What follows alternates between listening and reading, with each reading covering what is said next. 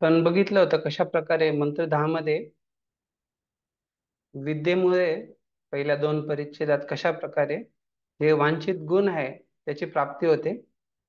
2 ते 5 परिच्छेद मध्ये आपण बघितलं की कशा प्रकारे अविद्येमुळे अवांछित गुण प्राप्त होतात.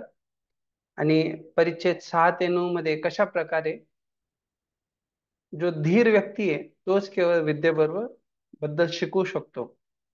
अशा प्रकारे आपण चर्चा केली त्याची. तर विद्येचे 18 जे घटक आहेत भगवद्गीतेच्या 13व्या अध्यायातल्या श्लोक संख्या 8 ते 12 आपण ती चर्चा केली. आणि धीर व्यक्ती जे आहे त्याच्याकडनं आपण काय शिकलं पाहिजे त्याची चर्चा केली. कशा प्रकारे भौतिक मोहामुळे विचलित झालं नाही पाहिजे. आध्यात्मिक दृष्ट्या आपण साक्षात्कारी असलं पाहिजे. ना आपण शोक केला पाहिजे ना भौतिक गोष्टींसाठी आकांक्षा ठेवली पाहिजे. जो धीर व्यक्ती आहे तो एक जसे हे भौतिक शरीर आहे त्याचा पण कशा प्रकारे सदुपयोग केला जाऊ शकतो ते बघतो. आणि तो प्रमाणित व्यक्तीकडनं श्रवण करतो. ज्या प्रकारे प्रभुपाद अर्जुन आणि कृष्णाचं उदाहरण सांगतात. अर्जुन जे आहे भगवान श्रीकृष्णांकडनं जे अं, प्रमाणित व्यक्ती आहे. आणि निश्चित रूपाने धीर व्यक्ती जो आहे तो अं, नियमांचं पालन करतो. तर अविद्या काय आहे त्याचं स्वरूप काय आहे आणि अशा प्रकारे अविद्येचं पालन केल्याने काय होतं.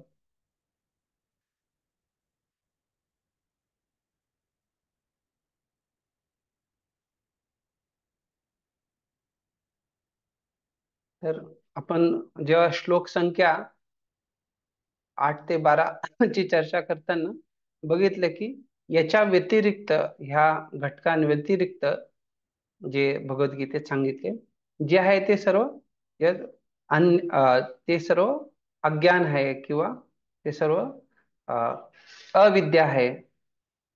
तर अर्थात अशी लोक जे आहे ते खोट्या प्रतिष्ठेने जगतात. ते स्वतःचा फायदा बघतात आणि ते मोहित झालेले असतात बहिरंगा शक्तीमुळे. प्रभुपादजी भक्तिविनोद ठाकूरांच्या गीतानुसार गाढवाबद्दलही सांगतात. ती आपण चर्चा केली. आणि अशी लोक काही सकारात्मक बदलाव आणू शकत नाही.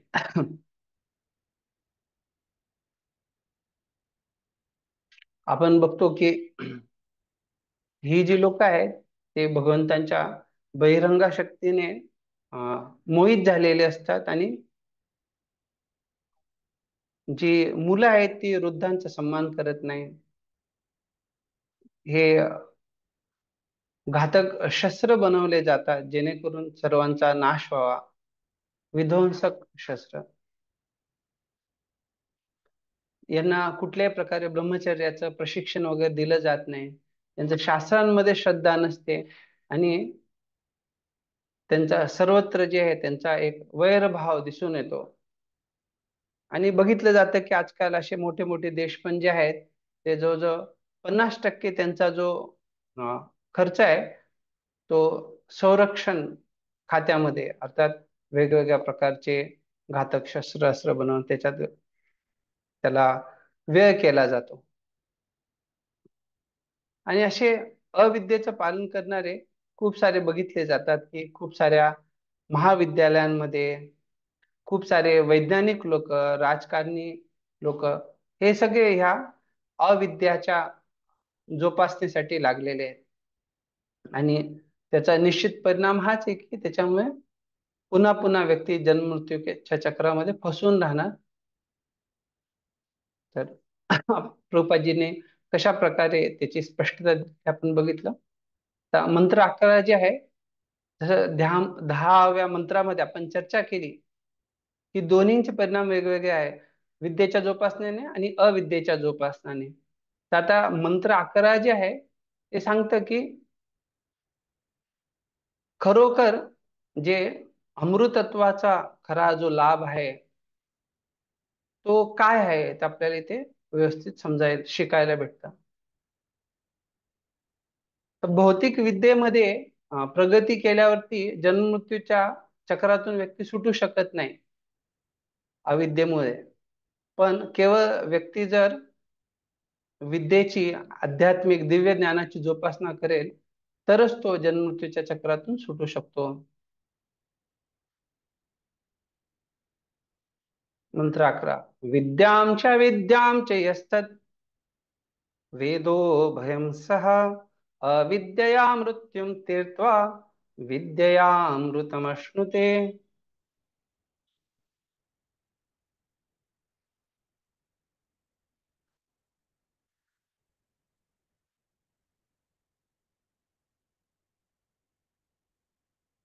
हरे कृष्ण. तुमची जी नावं आहे अ ब कड पासून, किंवा जसं शक्य आहे तर एकेकाने वाचा आणि नंतर दुसरे भक्त पद्धतशीररित्या वाचू शकता. प्रत्येकाला संधी भेटेल असं. ठीक.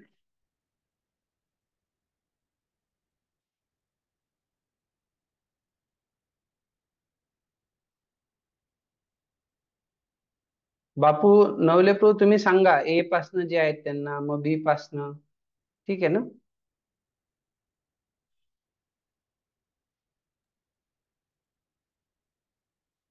बापू नवले प्रभू.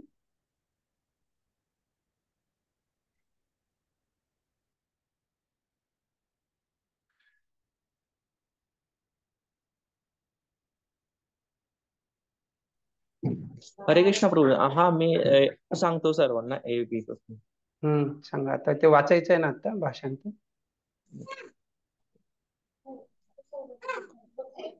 आरती माताजी, तुम्ही वाचा पहिलं भाषांतर.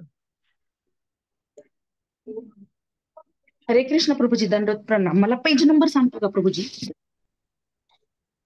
53. हा, वाच. 11वा मंत्र त्याचा भाषांतर.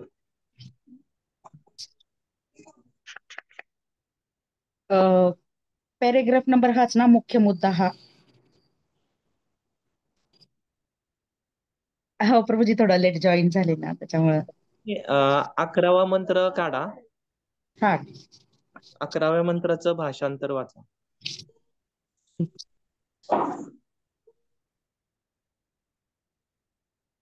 हो. भाषांतर. जो मनुष्य विद्या आणि अविद्या एकाच वेळी जाणतो तो जन्म मृत्यूच्या फेऱ्यातून मुक्त होऊन अमरत्वाच्या पूर्ण वरदानाचा आनंद उपभोगू शकतो. तात्पर्य वाचू? नाही नाही.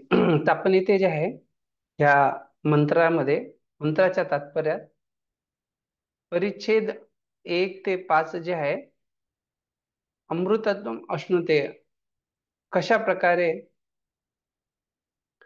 जे अमृत तत्व आहे ते भौतिक दृष्टिकोनातून संभव नाही आहे.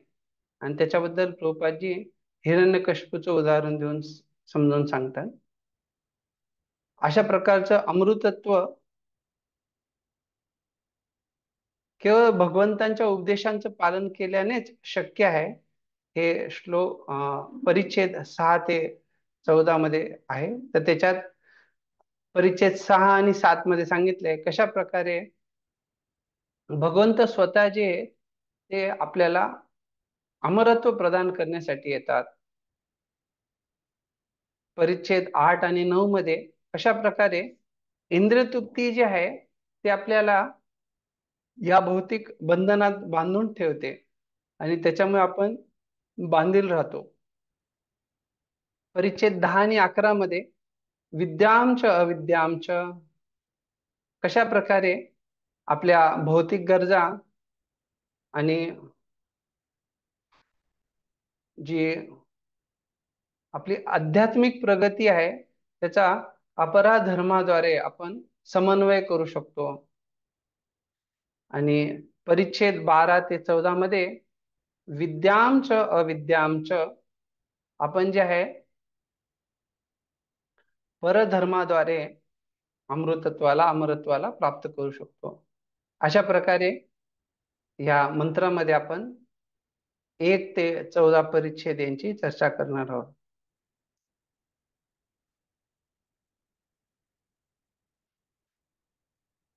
ठीक आहे. परिच्छेद 1 वाचा मध्ये.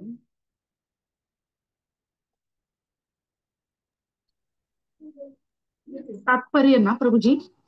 हा तात्पर्य. तात्पर्य शील प्रभुपाद द्वारा शील प्रभुपाद की जय. या भौतिक जगाच्या निर्मितीपासून प्रत्येक जण अमरत्वासाठी प्रयत्न करीत आहे. परंतु निसर्ग नियम इतके निर्दयी आहेत की कोणीही मृत्यूच्या तावडीतून सुटू शकत नाही. कोणालाही मरण नको असते. तसेच वृद्ध होणे किंवा आजारी पडणे सुद्धा आवडत नसते. निसर्गाच्या नियमाप्रमाणे कोणीही मृत्यू, वृद्धावस्था किंवा आजारपण यांच्यापासून स्वतःला वाचवू शकत नाही. भौतिक ज्ञानाच्या प्रगतीने सुद्धा जीवनाच्या या समस्या सोडविलेला नाही. भौतिक विज्ञान अणुबॉम्बचा शोध लावून अधिक लवकर मृत्यू आणू शकते, परंतु मनुष्याचे आजारपण, म्हातारपण आणि मृत्यू यांच्या क्रूर पंजातून सुटका करणारे साधन शोधू शकत नाही. हरे कृष्ण. तर प्रभुपादजी ते खूप स्पष्टपणे सांगताय की प्रत्येकाला अमर बनायची इच्छा आहे, पण निसर्ग नियम जे आहेत त्याच्यानुसार जन्म, मृत्यू, जरा, व्याधी हे जे आहे प्रत्येकाला भोगायलाच लागतंय.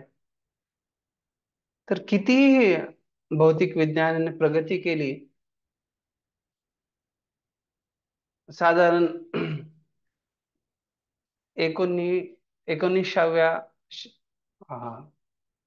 शतकामध्ये अशी चर्चा होती की काही वर्षातच, अर्थात 1960-70 नंतर वैज्ञानिक लोकांना असं वाटलं की लवकरच आपण जे आहे मृत्यूलाही समाधान आणू.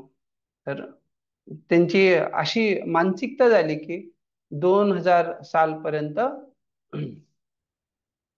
आपण अशा प्रकारचं रोबोट बनू की ज्याच्यात आपण जीवन टाकू शकू आणि आपल्या इच्छेनुसार ते कार्य करतील. तर अर्थात त्यांना असं वाटलं की जे जड पदार्थ आहे, जड तत्वापासून आध्यात्मिक तत्व बनवलं जाऊ शकतं. पण कालांतराने 2000, 2001, 2005, 10, 2025 पण आले, पण आता त्या बाबतीत ते काही बोलत नाही.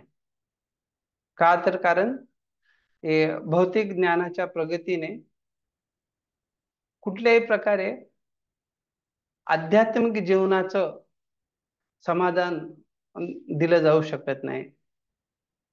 अर्थात आध्यात्मिक जीवनाच्या प्रगतीसाठी, आध्यात्मिक जीवनासाठी व्यक्तीला आध्यात्मिक गुरुची, भगवंतांनी दिलेल्या आदेशांची, शास्त्रांच्या आधारावर तो प्रगती करू शकतो. तर प्रभुपादजी स्पष्टता देत आहेत की या जगामध्ये ज्या समस्या आहेत, तर त्या समस्यांना नक्की अधिक वाढवायचं काम विज्ञानाच्या प्रगतीद्वारे चाललंय. आता ज्या समस्या आहेत त्यांना कमी केलं तर गोष्ट वेगळी आहे, पण ज्या जीवनाच्या समस्या आहेत त्यांना अजून ते वाढवतंय. आणि आपण बघू शकतो की कशा प्रकारे पूर्वी जे आहे लोक शुद्ध हवा, शुद्ध जल, शुद्ध वातावरण, सगळ्या प्रकारे जमीन ही रसायनांनी वगैरे खराब केलेली नसायची. त्यात सर्व प्रकारे जे आहे शुद्ध जीवन असून लोक भरपूर, त्यांचं आयु जे आहे मोठी होती, जे आपण ऍव्हरेज लाईफ स्पॅन म्हणतो. तर आजच्या समाजामध्ये असं दिसतं की लोक, त्यांना असं वाटतं की 70 वर्ष जगला, 80 जगला म्हणजे भरपूर झालं. अर्थात आपण एवढी प्रगती करतोय, पण समस्या समस्यांवर समाधान प्राप्त व्हायच्या ऐवजी समस्या त्या वाढतच चालल्या आहेत. प्रभुपादजी इथे स्पष्टता देत आहे की परंतु मनुष्याचे आजारपण, म्हातारपण, मृत्यू यांच्या क्रूर पंजातून सुटका करणारे साधन शोधू शकत नाही. पुढचा परिच्छेद वाचा. भौतिक बाबतीत पुष्कळ प्रगती केलेल्या हिरण्यकशिपूची कथा पुराणात दिली आहे. आपले भौतिक सामर्थ्य आणि अविद्येच्या बळावर मृत्यूवर विजय मिळवण्यासाठी त्याने इतकी कठोर ध्यान साधना केली की त्याच्या सिद्धींमुळे सर्व ग्रहांवरील निवासी त्रस्त झाले. सृष्टीकर्ता ब्रह्मदेवांना त्याने खाली येण्यास भाग पाडले व त्यांच्याकडून अमर होण्याचे वरदान मागू लागला. ब्रह्मदेव सर्व ग्रहांवर शासन करणारे विधाता आहेत. तरी देखील ते म्हणाले की स्वतः अमर नसल्यामुळे मी असे वरदान देऊ शकत नाही. भगवद्गीतेत 8.17 सांगितल्याप्रमाणे ब्रह्मदेवांचे आयुष्यमान फार दीर्घ आहे, परंतु याचा अर्थ असा नव्हे की ते अमर आहेत. धन्यवाद. तर हिरण्यकशिपू बद्दल सांगण्यात आले. स ते पे मंदरद्रोण्याम तभ परम दारुणम ऊर्ध्वभाव नभो दृष्टी पादांगुष्टा श्रितावनी. याने जे आहे मंदरा पर्वतावरती अशा प्रकारची तपस्या केली की तो पायाच्या बोटांवरती उभं राहून त्याचे हात वरच्या दिशेला वर करून आकाशाकडे बघत, ज्या स्थितीमध्ये उभं राहणं खूप कठीण आहे, पण त्याने परिपूर्णता प्राप्त करण्यासाठी अशी कठीण तपस्या जी आहे ती स्वीकार केली. परम दारुणम. आणि अन्य त्याने काय काय कठीण संघर्ष केला ते बघायला भेटतं. तर त्याची काय इच्छा होती? त्याच्या अशा प्रकारच्या तपस्येमुळे जे आहे ते सगळीकडे खूप त्याच्या डोक्यामधून अग्नी बाहेर निघायला लागला आणि तो आकाशात पसरल्यामुळे हळूहळू वेगवेगळ्या ग्रहांमध्ये जे आहे खूप उष्मा वाढला.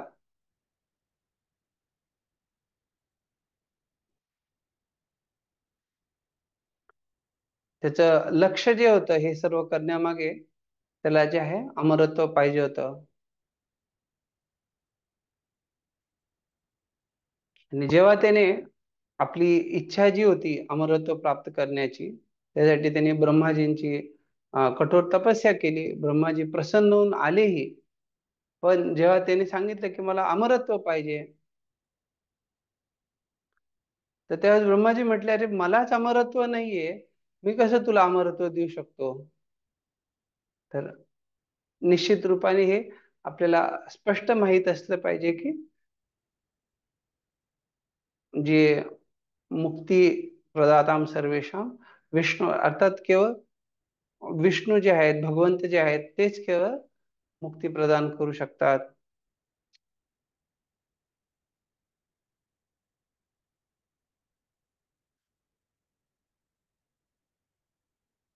पुढचा पॅरेग्राफाचा परिचय. हरे कृष्णा. अश्विनी माताची पुढचा पॅरेग्राफ वाचा. अश्विनी माळी माता. हा हा प्रभूजी. जगद्गुरु शिल प्रभुपाद की जय. हिरण्य म्हणजे सोने आणि कश्यपू म्हणजे मऊ शय्या.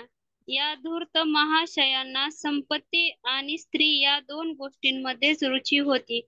अमर होऊन या दोन्हींचा यथेच्छ भोग घ्यावयाची त्यांची इच्छा होती. अमरत्वाचा वर देऊ शकत नाही असे ब्रह्मदेवानी सांगितल्यामुळे हिरण्यकशिपूने मृत्यूपासून वाचण्यासाठी ब्रह्मदेवांकडून आडमार्गाने अनेक वर मागितले. तो म्हणाला, कोणताही मनुष्य, पशु, देवता किंवा 84 लक्ष योनीतील कोणत्याही जीवांपासून अस्त्राने ना शस्त्राने ना पृथ्वीवर ना पाण्यात किंवा हवेत आपला मृत्यू होऊ नये. अशा प्रकारे हिरण्यकशिपूने मूर्खपणाने विचार केला की हे सर्व वर त्याला मृत्यूपासून वाचवू शकतील. अंततः हिरण्यकश्यपूला ब्रह्मदेवांनी हे सर्व वर दिले असले तरी अर्धे शरीर नराचे आणि अर्धे सिंहाचे अशा नरसिंह देवाचा अवतार घेऊन भगवंतानी इतर कोणत्याही शस्त्राने नाही तर स्वतःच्या नखांनी त्याला ठार मारले. शिवाय त्याला जमिनीवर, हवेत अथवा पाण्यात न मारता त्याच्या संकल्पनेच्या पलीकडे आपल्या मांडीवर त्याला मारले. तर आपण बघू शकतो कशा प्रकारे त्याची इच्छा होती की मला अमर बनायचे आहे. आणि जेव्हा अमर बनणं शक्य नाही असं त्याला जाणवलं, तर त्याला विचार आला की मी माझ्या बुद्धीच्या प्रयत्नाने अशा अटी टाकेल, असे वर मागेल, जेणेकरून मी अमरच बनून जाईल. तर हे प्राप्त करण्यासाठी त्याने ब्रह्माजींचं अशा प्रकारे गुणगान केलं, जेणेकरून त्याला वाटतं मी यांचं खूप सुंदर गुणगान केल्याने निश्चित रूपाने मला जे वर पाहिजे ते वर मला प्राप्त होतील. यदि दास्यस्य अभिमतान वरान मे वरदोत्तम. तर अशा प्रकारे ते म्हणतात की वर देण्यामध्ये तुम्ही श्रेष्ठ आहात, तर तुम्ही कृपया जे आहे मला ते वर प्रदान करा. आणि मग एक एक एक एक वर मागायला सुरुवात करतात. न अंतर्बहिर्दिवा नक्तम अन्यस्मादपि चायुधे न भूमो नांबरे मृत्युर न नरे नरे न मृगैरपि.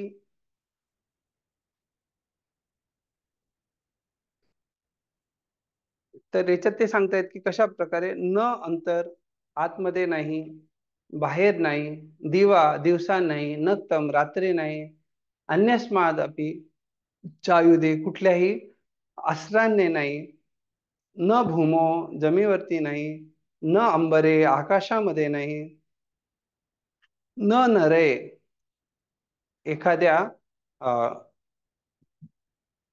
मनुष्याद्वारे नाही, किंवा मृगैर अर्थात एखाद्या जनावराद्वारेही नाही.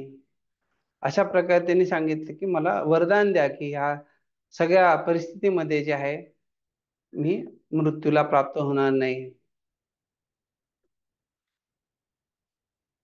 व्यसुभिर्वा समुद्भिर्वा सुरासुर महोरगे अप्रतिद्वंद्वताम युद्धे एकपथ्यम च देहिनां सर्वेषां लोकपालानां महिमानं यथात्मनः तपो योग प्रभावानां यन्न रिष्यति करिचित. अर्थात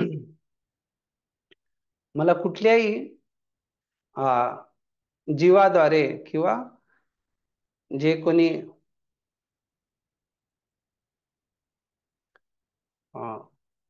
ज्यांच्यामध्ये व्यासुभी ज्यांच्यामध्ये जीवन नाही अशाद्वारे किंवा ज्यांच्यामध्ये जीवन आहे त्यांच्याद्वारे जे आहे मला मृत्यू प्राप्त होऊ शकणार नाही.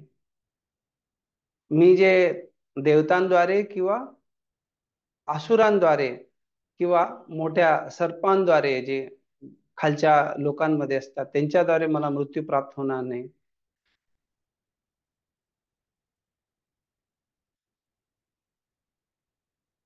तर त्याचा विचार होता ज्या प्रकारे ब्रह्मदेवांना कोणी प्रतिस्पर्धक नाहीये, त्यांना युद्ध क्षेत्रामध्ये कोणी हरू शकत नाही, त्या प्रकारे तुम्ही मलाही आशीर्वाद द्या की मलाही कोणी प्रतिस्पर्धी राहायला नको. मला जे आहे सर्व जीवांवरती सर्व देवतांवरती जे आहे मी त्यांचा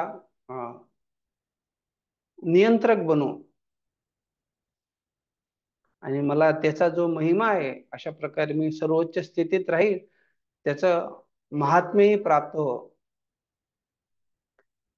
मला ज्या काही व्यक्ती तपस्येद्वारे वेगवेगळ्या शक्ती प्राप्त करतं, योग साधनेच्या बळावर शक्ती प्राप्त करतं, त्या सर्व मला शक्ती तुम्ही प्रदान करा की ज्या वेळेनुसार खंडित होणार नाहीत, अर्थात त्या अखंडित रूपाने राहतील. अशा प्रकारे हिरण्यकशिपू जे आहे ब्रह्माजींना या प्रकारचे वर मागून त्याला आता असं वाटतं की हा जर मी अमर बनू शकत नाही तर माझ्या या वराद्वारे जे आहे मी निश्चित रूपाने मारला जाऊ शकणार नाही. तर प्रभुपादजी ते सांगतात कशा प्रकारे भगवंतांनी त्या अटींनाही पूर्ण करून जे आहे त्याला ना दिवसाच्या वेळी मारलं ना रात्री संध्याच्या वेळेस आणि सर्व अटींना पूर्ण केलं. पुढचा परिच्छेद वाचा. हरे कृष्ण. मुख्य मुद्दा हा आहे की हिरण्यकशिपू सारखा सर्वात शक्तिशाली भोगवादी अनेक योजना आखून सुद्धा अमर होऊ शकला नाही. तेव्हा सध्याच्या शूद्र हिरण्यकशिपूच्या हातून काय साध्य होईल, ज्याच्या योजना क्षणोक्षणी विफल होत आहेत? तर प्रभुपादजी इथे सांगतायत की हा एवढा शक्तिशाली असून तो अमर होऊ शकला नाही. जर आजचे जे हिरण्यकशिपू आहेत किंवा आजचे जे राक्षसी प्रवृत्तीचे लोक आहेत, ते तर त्या दृष्टिकोनातून बघितलं तर खूपच क्षुद्र आहेत. त्यामुळे त्यांच्या हातून काय साध्य होईल? अर्थात ते जे काही योजना करतील, जे काही नियोजन बनवतील, निश्चित रूपाने त्यांचे सर्व योजना, त्यांचे नियोजन सर्व काय होणार? ते विफल होणार. पुढे वाचा.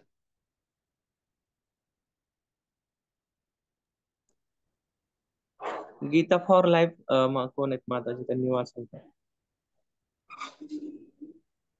हरे कृष्णा. वाचू. Yes. अं, श्री ईशोपनिषद आपल्याला उपदेश देत आहे की जीवनाच्या संघर्षात विजय मिळवण्यासाठी आपण एकांगी प्रयत्न करू नये.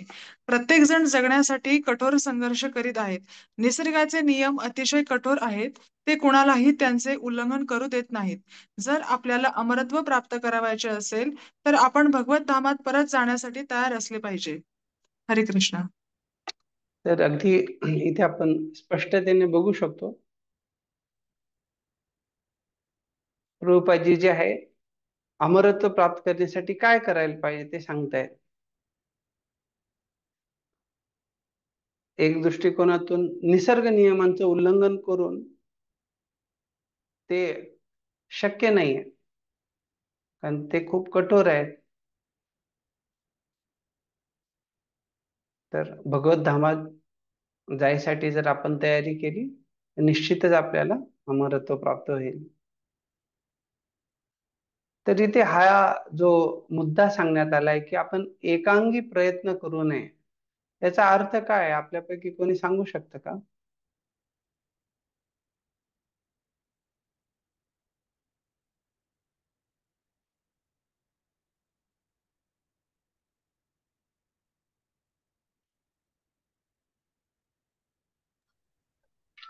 हरे कृष्ण प्रभूजी. हम्म परंपरेनुसार गुरुमार्फत ज्ञान प्राप्त करून आपण भगवंतापर्यंत पोहोचलो.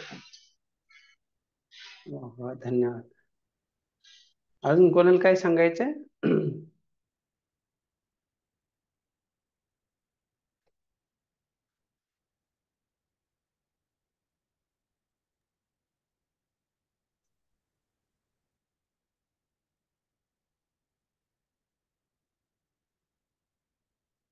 तर जेव्हा इथे एकांगी प्रयत्नांबद्दल म्हटलेलं आहे, तर निश्चित रूपाने जर कोणी असा काही प्रयत्न केला की आपल्या प्रयत्नाने आपण जे आहे निसर्ग नियमांना पार करू शकू, ते शक्य नाही. आपल्याला जे आहे भगवंतांच्या कृपेची गरज आहे.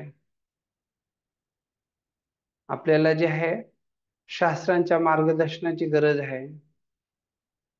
आपल्याला गुरुच्या द्वारे कशा प्रकारे शास्त्राच्या सिद्धांतांचं जीवनात पालन केलं पाहिजे, ते जीवनामध्ये कसं उतरवलं पाहिजे,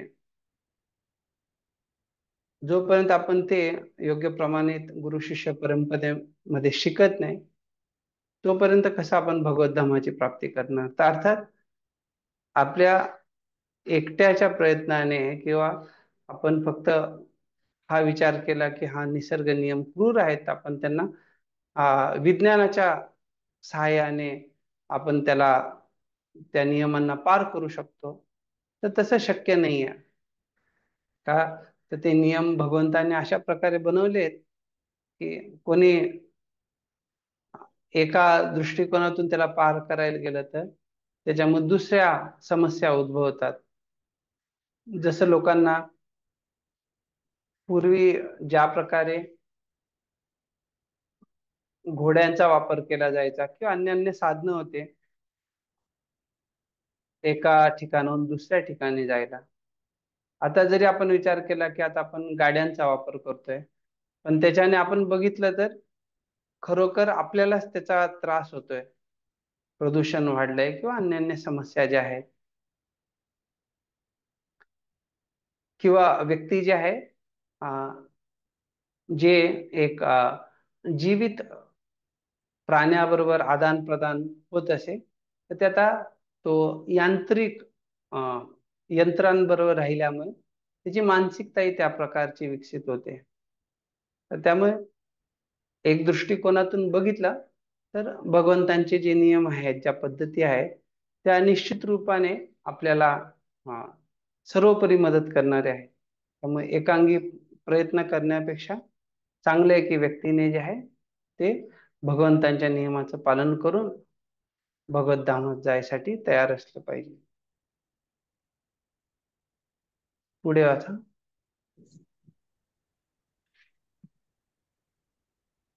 कल्पना साळवे माताजी, तुम्ही पुढील पॅराग्राफ वाचा.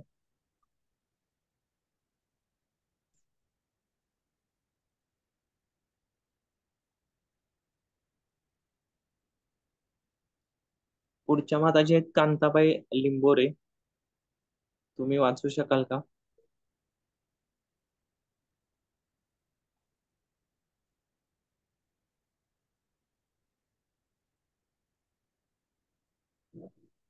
पुढचे आहेत कृष्णलोक दास प्रभू. कृष्णलोक प्रभू, हरे कृष्णा. यस. दंडक नाव पुढचा वाचतो आहे. पॅराग्राफ. हा. यस.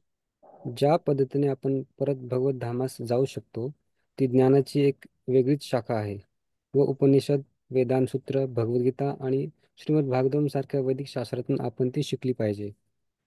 या जीवनात सुखी होण्यासाठी व हे भौतिक शरीर सोडल्यावर शाश्वत आनंदमय जीवन जगण्यासाठी आपण या पवित्र ग्रंथांचा अभ्यास करून दिव्य ज्ञान संपादन केले पाहिजे. बद्ध जीव भगवंताबरोबरच्या शाश्वत नात्यास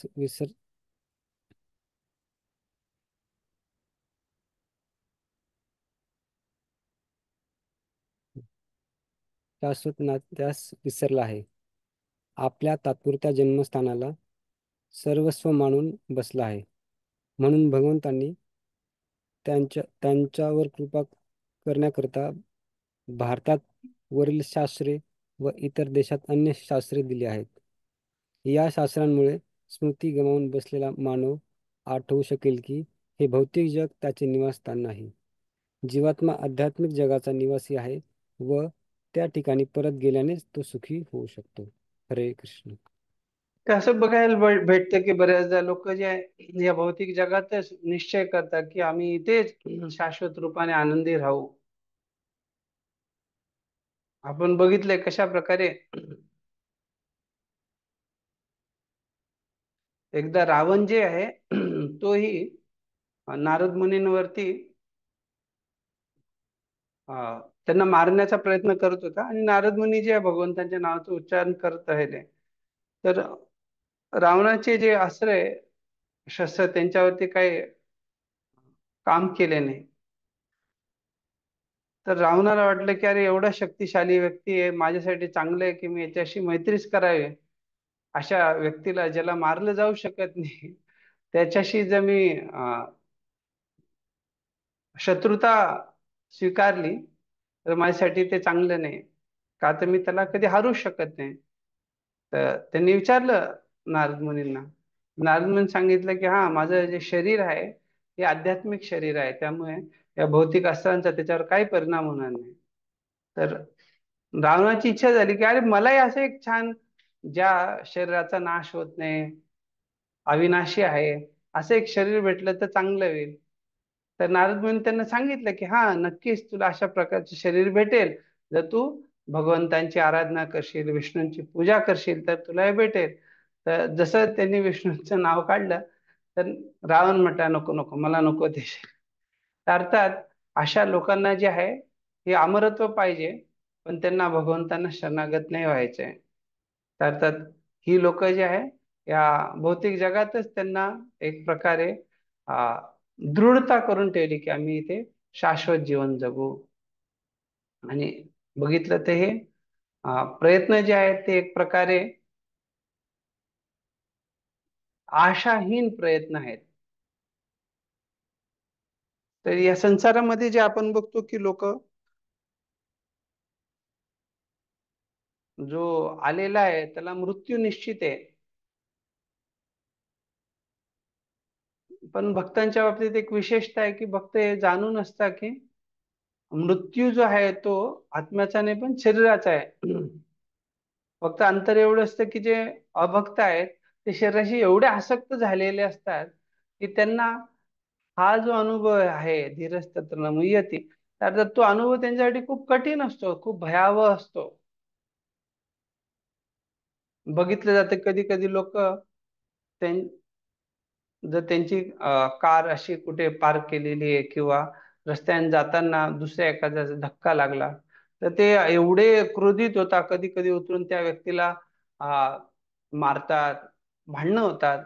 तर अर्थात ते खूप स्वतःच्या मी आणि माझं त्याच्याशी खूप आसक्त असल्यामुळे त्यांचा जीवनाचा अनुभव जो असतो खूप भयावह असतो. तर कधी कधी असं बघितलं जातं बाहेरच्या देशांमध्ये ते दुसऱ्या व्यक्तीला गोळी घालून ठारही करतात.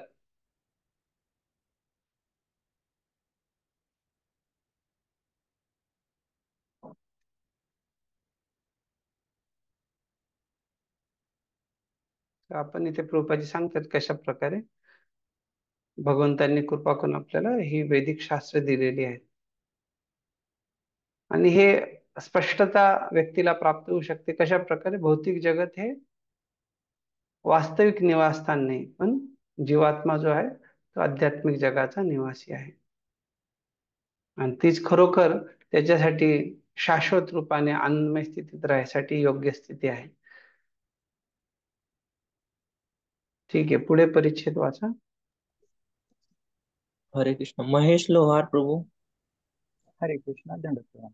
भगवंत धन्यवाद. आपल्या धामातून अधिकृत प्रतिनिधींना या संदेशाचा प्रचार करण्यासाठी पाठवितात. या संदेशाचा स्वीकार करून आपण भगवत धामात जाऊ शकतो. कधी कधी तर हे कार्य करण्यासाठी भगवंत स्वतः अवतरित होतात. सर्व जीव भगवंतांचे प्रिय पुत्र व अंश असल्यामुळे भौतिक संसारात जीवाला भोगावी लागणारी दुःखे पाहून भगवंतांना आपल्यापेक्षा अधिक वाईट वाटते. या भौतिक जगाची दुःखे अप्रत्यक्षपणे आपल्याला आठवण करून देतात की भौतिक वातावरण आपल्याकरता योग्य नाही. किंवा जीव या इशाऱ्यांकडे लक्ष देतात व त्वरित विद्या किंवा दिव्य ज्ञान प्राप्त करण्याचा प्रयत्न करतात. दिव्य ज्ञान मिळविण्यासाठी मनुष्य जीवन ही सर्वोत्तम संधी आहे. या सुसंधीचा जो लाभ घेत नाही तो नराधम समजला पाहिजे. हरे कृष्ण.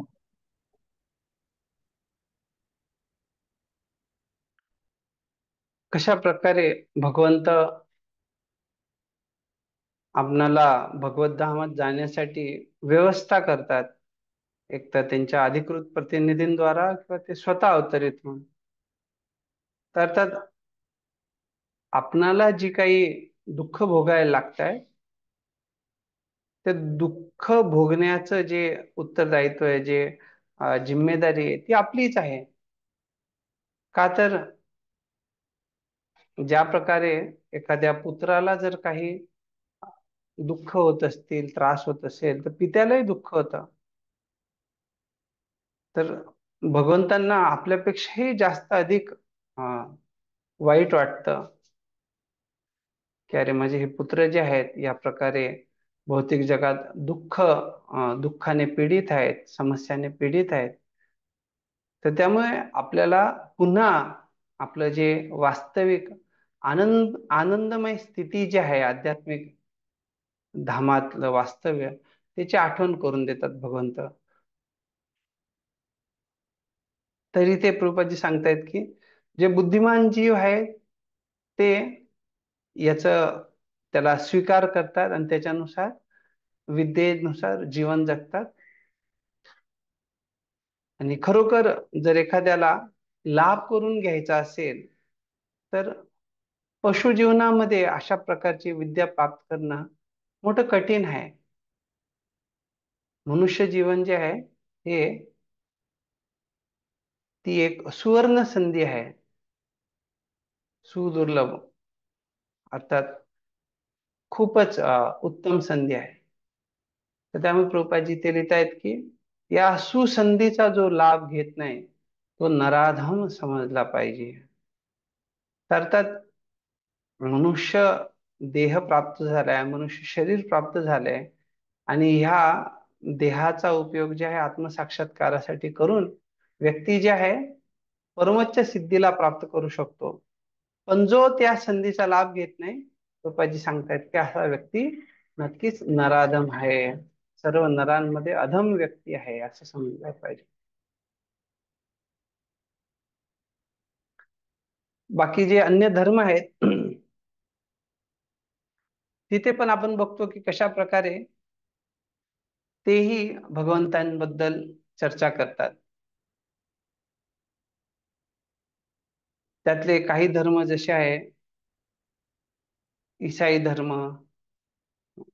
इस्लाम धर्म, हे जे आहेत यांच्यामध्ये ते भगवंतांना मानतात.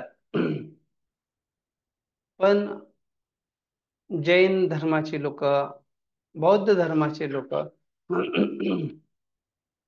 हे जे आहे एक प्रकारे शून्यवाद, नास्तिकवाद आहे.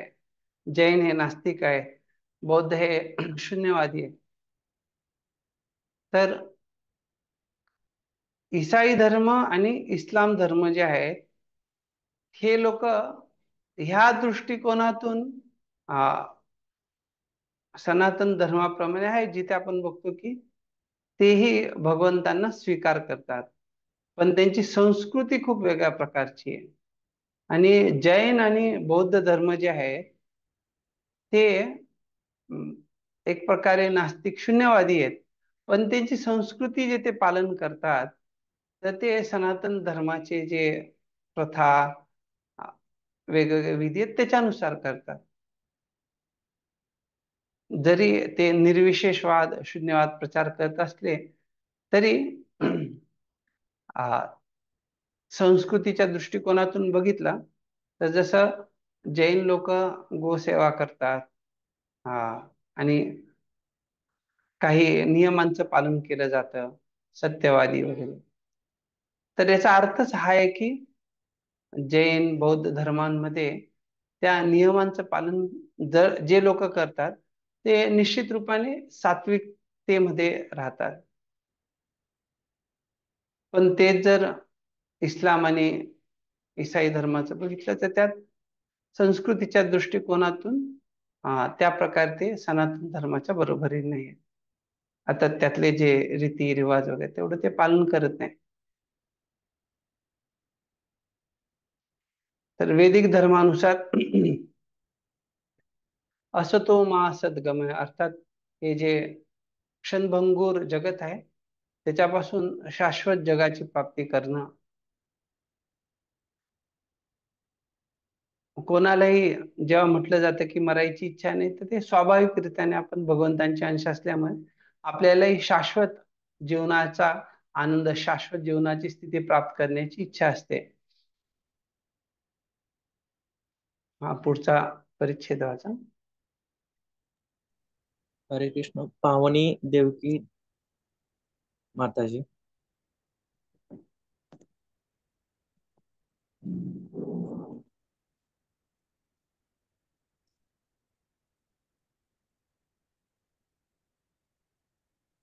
पुढचा आहे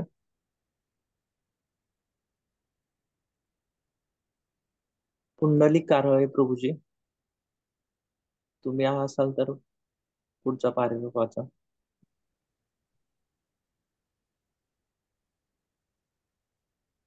म्हणून विद्येची किंवा दिव्य ज्ञानाच्या जोपासनेची नितांत आवश्यकता आहे. व्याधीग्रस्त भौतिक अवस्थेत इंद्रिय मर्यादा घातली पाहिजे. भौतिक देहात अनिर्बंध इंद्रिय भोग करणे हा अज्ञानाचा तसेच मृत्यूचा मार्ग आहे. प्रत्येक जीवात्माला त्याच्या मूळ आध्यात्मिक स्वरूपात सर्व इंद्रिय अस्तित्वात असतात. त्याला इंद्रिय नाहीत असे नाही, परंतु भौतिक शरीर आणि मन यांनी आच्छा दिल्यामुळे ही सर्व इंद्रिय आता भौतिकरित्या प्रगट झाली आहेत. भौतिक इंद्रियांची कार्य ही मूळ आध्यात्मिक इंद्रियांच्या कार्याचे एक विकृत प्रतिबिंब आहे. रोगग्रस्त अवस्थेत जीवात्मा भौतिक आवरणाखाली भौतिक कार्य करतो. जेव्हा हा जडवादाचा रोग नाहीसा होईल तेव्हाच खरे इंद्रिय सुख उपलब्ध होणे शक्य आहे. सर्व भौतिक प्रदूषणापासून मुक्त आपल्या खऱ्या आध्यात्मिक स्वरूपातच शुद्ध इंद्रिय सुख उपभोगणे शक्य आहे. खऱ्या इंद्रिय सुखाचे आस्वादन करण्याकरिता रुग्णाने अगोदर बरे व्हायला हवे. म्हणून मनुष्य जीवनाचा उद्देश विकृत इंद्रिय भोग नसून भौतिक रोग बरा करणे हा आहे. भौतिक रोग बळावणे हे ज्ञानाचे नसून अविद्या किंवा अज्ञानाचे लक्षण आहे. चांगल्या आरोग्याकरिता शरीराचे तापमान 105 अंशावरून 107 अंश असे न वाढवता ते 98.6 अंश या साधारण तापमानास ठेवले पाहिजे. अशा प्रकारे इंद्रिय भोग कमी करणे म्हणून मनुष्य जीवनाचे ध्येय असले पाहिजे. अणुऊर्जेच्या रूपात आधीपासूनच 107 अंशापर्यंत पोहोचलेल्या भोगवादी संस्कृतीची आधुनिक प्रवृत्ती म्हणजे तापाने फणफणलेल्या भौतिक अवस्थेला अधिक वाढविणे. त्याच वेळी कोणत्याही क्षणी जग नरकात जाऊ शकते अशी ओरड मूढ राजकारणी करीत आहेत. भौतिक ज्ञानाची प्रगती व आध्यात्मिक ज्ञान या सर्वात महत्वपूर्ण जीवनाच्या अंगांची उपेक्षा केली की हेच फळ मिळते. श्री ईशोपनिषद या ठिकाणी आपल्याला सावधान करीत आहे की मृत्यू पंथाला घेऊन जाणारा हा धोक्याचा मार्ग आपण सोडून दिला पाहिजे. या उलट आपण दिव्य ज्ञान विकसित केले पाहिजे जेणेकरून मृत्यूच्या क्रूर पंजातून पूर्णपणे मुक्त होऊ. हरे कृष्ण प्रभूजी. तर इथे स्पष्टता दिली कशा प्रकारे विद्येची किंवा दिव्य ज्ञानाच्या जोपासनेची नितांत आवश्यकता आहे. सामान्यतः जेव्हा लोक इंद्रिय तृप्तीमध्ये लागतात तर त्यांना तशा प्रकारची इंद्रिय तृप्ती सोडणं कठीण होतं. बघितलं तर वास्तविकरित्या आपण भगवंतांचे अंश आहोत. भगवंतांच्या प्रमाणे आपल्यामध्ये आंशिक लादिनी शक्ती आहे, पण तिचं प्रमाण खूप कमी असल्यामुळे ते आपल्याला संतुष्ट करू शकत नाही. आपण तेव्हा संतुष्ट होतो जेव्हा आपण भगवंतांच्या भक्तिमय सेवेमध्ये लागतो. त्यामुळे या भौतिक जगामध्ये जरी आनंद वाटत असला तरी तो खूप तुच्छ आहे. त्यामुळे प्रल्हाद महाराज सांगतात, कुत्राशिषा श्रुती सुखा मृग तृष्णिरूपा क्वेदं कलेवरम शेषरुजां विरोहः निर्विद्यतेन तु जनो यदपीति विद्वन् कामानलं मधुलवै शमयन् दुरापय.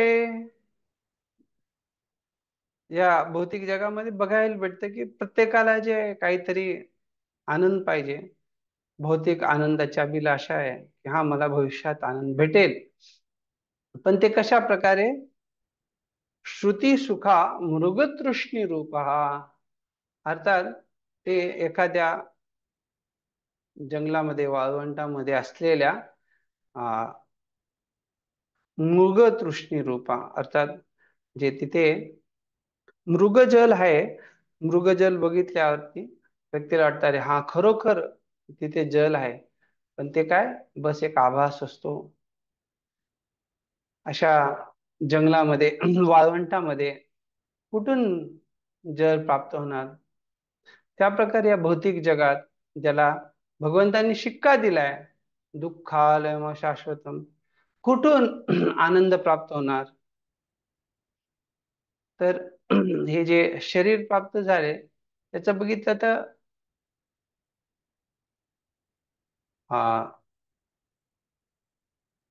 रसायनांच्या दृष्टिकोनातून 100-200 रुपये किंमत आहे. आणि असं बघितलं तर शरीरापासून खूप सारे विविध प्रकारचे आजार, त्रास होतो. पण तरी या जगात बघितलं जातं की मोठे मोठे जे वैज्ञानिक तत्वज्ञानी लोक आहेत, राजकारणी लोक आहेत, हे सगळे जे आहे क्षणभंगुर सुखाच्या मागे लागलेले आहेत.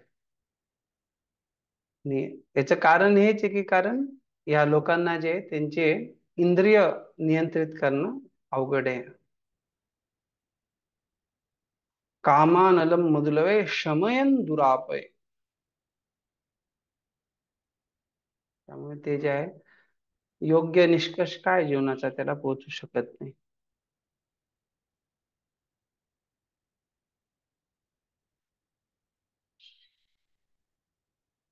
तर इथे प्रभुपादजी सांगतायत की कशा प्रकारे आजार झाला की त्याच्यानुसार व्यक्तीला जे परहेज किंवा जे नियम दिलेले आहेत काय खाल्लं पाहिजे काय नाही खाल्लं पाहिजे त्याचं पालन केलं गेलं पाहिजे. पण कोणीच अशा प्रकारे भौतिक शरीरात विचार करेल की अनिर्बंधित किंवा बिना काही बंधनाचा भोग करायचा आहे, इंद्रिय भोग करायचा असेल तर तो जो आहे अज्ञानाचा तसेच मृत्यूचा मार्ग आहे. एका व्यक्तीने आम्हाला काही काळापूर्वी सांगितले की त्यांचे एक नातेवाईक जे आहे ते नशेमुळे मृत्यूला प्राप्त झाले. अर्थात जरी त्या व्यक्तीला डॉक्टरने बजावलं सांगितलं की जर तुम्ही अजून नशा केला, अजून तुम्ही दारूचं सेवन केलं तर तुम्हाला मृत्यूला सामोरं व्हायला लागेल.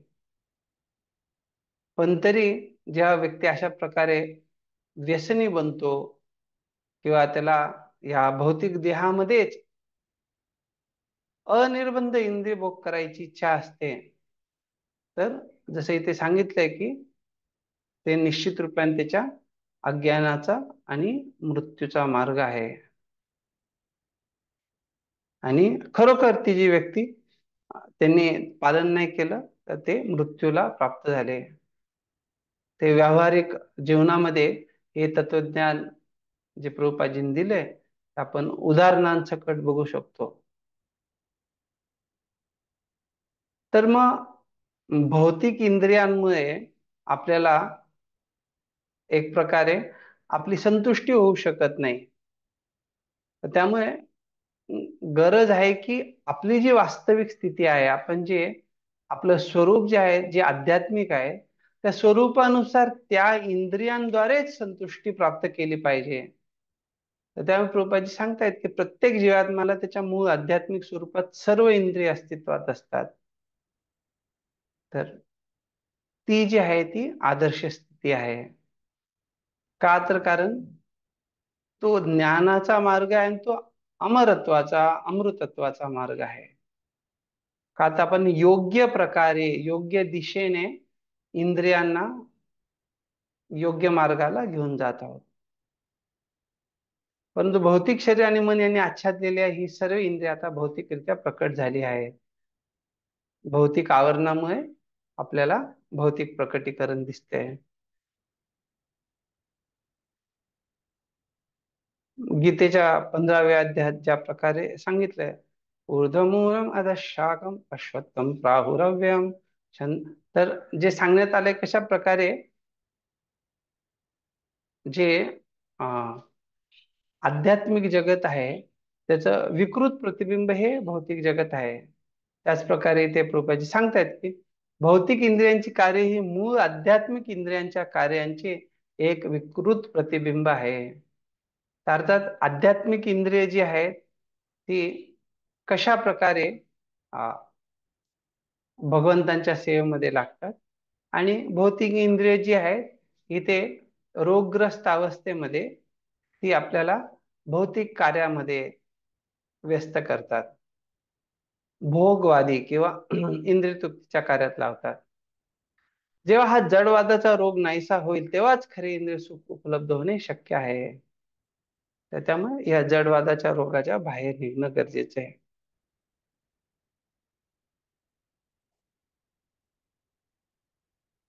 दादा प्रभुपादजी जेव्हा इथे सांगतायत की एखादा व्यक्ती शरीराचं तापमान 105 वरून 107 करण्यापेक्षा त्याने 98.6 जे साधारण तापमान आहे ते ठेवलं पाहिजे. पण जे आजकालचे आधुनिक प्रगतीशील लोक आहेत त्यांची जी धारणा आहे त्याच्यानुसार अणु ऊर्जेच्या रूपात आधीपासूनच 107 अंशापर्यंत पोहोचलेल्या भोगवादी संस्कृतीची आधुनिक प्रवृत्ती म्हणजे तापाने फणफणलेल्या भौतिक अवस्थेला अधिक वाढविणे. अर्थात व्यक्ती खूप मोठ्या समस्येत आहे. बघितलं गेलं तर लोकांची इंद्रिय नियंत्रित नाहीयेत आणि जेव्हा ते अशा प्रकारे अणु ऊर्जेचा वापर करतायत तर कोणाची केव्हा काय मानसिकता खराब होईल, तो व्यक्ती काय करेल, कशा प्रकारे वागेल. जसं एखाद्या माकडाला दारू पाजलेली आहे आणि दारू पाजल्यानंतर माकड तर तो चंचलच आहे, दारू पाजल्यावर अजून चंचल होणार. आणि जर त्याच्या हातामध्ये तलवार दिली किंवा त्याच्या हातामध्ये अगदी धारदार चाकू दिला तर निश्चित रूपाने काहीतरी अनिष्ट अनर्थ घडणार. तर त्या प्रकारे प्रभुपाजी सांगता येते की आजकालची जी सभ्यता आहे, लोक आहे, ते पहिलेच काय 107 अंशापर्यंत पोहोचलेले आहेत आणि अशा वाईट स्थितीमध्ये अजून जर ते ह्या प्रकारच्या गोष्टींना बढावा देतील तर निश्चित ते खूप भयावह आहे. त्यामुळे त्याच वेळी कोणत्याही क्षणी जग नरकात जाऊ शकते अशी ओरड मूढ राजकारणी करीत आहे. तर त्याची कारणच ही आहेत का, तर कारण प्रत्येकाला दुसऱ्या राष्ट्राकडून भय आहे. तर हे का होत आहे, तर प्रभुपाद सांगताय भौतिक ज्ञानाची प्रगती व आध्यात्मिक ज्ञान या सर्वात महत्वपूर्ण जीवनाच्या अंगाची उपेक्षा केली की हेच फळ मिळते. तर फक्त लोक भौतिक ज्ञानाच्या प्रगतीत लागले आणि जे महत्वाचं अंग आहे आध्यात्मिक ज्ञान त्याची उपेक्षा केली तर अशा प्रकारची समस्या येणार.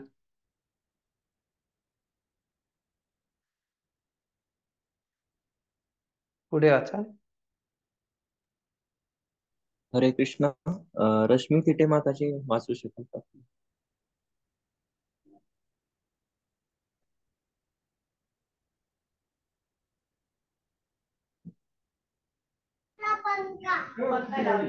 हरे कृष्ण प्रभूजी.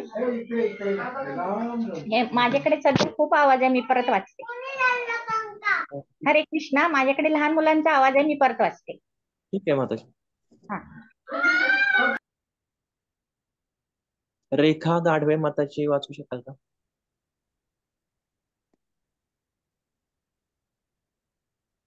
हरे कृष्ण प्रभूजी. Yes. याचा अर्थ असा नव्हे की शरीराच्या निर्वाहासाठी लागणारी कार्य बंद केली पाहिजेत. ज्याप्रमाणे रोगमुक्त होण्याकरता आपण आपले तापमान पूर्णपणे थांबवित नाही, त्याचप्रमाणे आपल्या कृती थांबवण्याचा प्रश्नच उद्भवत नाही. परिस्थितीचा जितका फायदा करून घेता येईल तितका करून घ्यायला हवा. दिव्य ज्ञानाच्या उपासनेसाठी शरीर आणि मन यांच्याही मदतीची गरज आहे. म्हणून आपले ध्येय गाठण्याकरता शरीर आणि मन यांचा सांभाळ आवश्यक आहे. शरीराचे तापमान साधारणतः 98.6 अंशावर राहिले पाहिजे. भारतातील महान ऋषी मुनींनी दिव्य आणि भौतिक ज्ञानाच्या संतुलित विकासाचे ते प्राप्त करण्याचा प्रयत्न केला आहे. मात्र इंद्रिय भोगाकरता मानवी बुद्धीचा दुरुपयोग करण्यास ते कधीही अनुमती देत नाही. हरे कृष्ण. तिथे रूपाजींनी पूर्वी सांगितलं होतं की शरीराचे तापमान साधारणतः 98.6 अंशावर राहिले पाहिजे. तुम्हाला जर इथे बघायला भेटत असेल, इथे पण आहे आणि इथेही पुन्हा ते सांगितलंय. कोणी सांगू शकता का की याच्यावरती पुन्हा का जोर देण्यात आलेला आहे?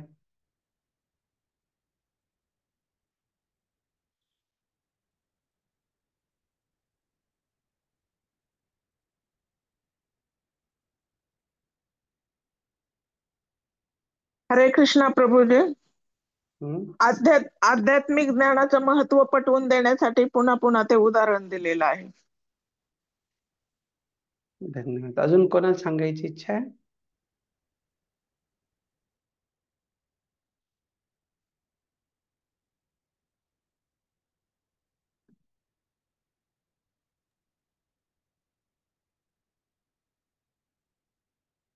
ठीक आहे, आपण इथे बघू शकतो की कशा प्रकारे प्रभुपादजी स्पष्टता देत आहे की आपल्याला ते तापमान पूर्ण थांबवायचं नाहीये. जर एखाद्याला आजार झालाय तर असं नाही की 107ला ताप फणफणतोय म्हणून आता त्याला शून्य करायचंय. शून्य करायचं का त्याला? नाही, शून्य नाही करायचं. त्याला काय करायचंय, त्याची जी साधारण स्थिती आहे, साधारण जे तापमान आहे त्या स्थितीला आणायचंय. त्याचाच अर्थ काय आहे की जर अशा प्रकारे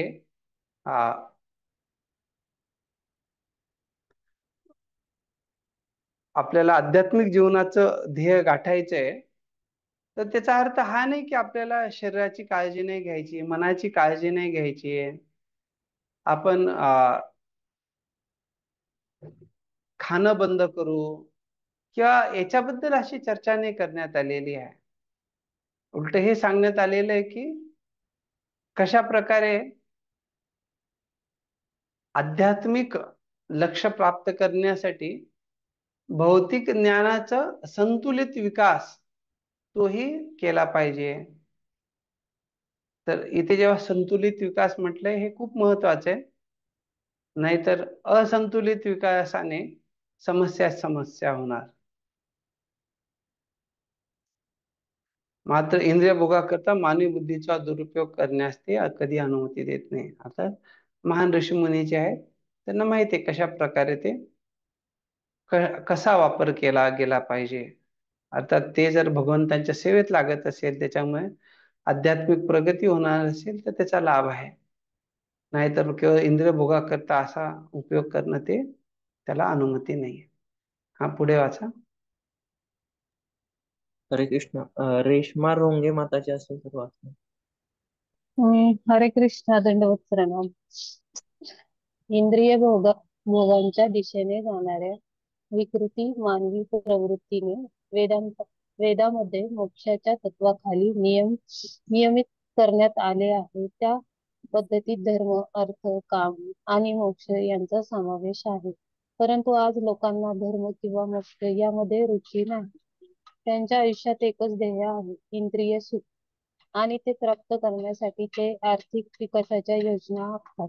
भ्रांत लोक विचार करतात की धर्म असावा, कारण त्याच्यामुळे इंद्रिय सुखाकरता आवश्यक आर्थिक विकास होऊ शकतो. तसेच मृत्यूनंतर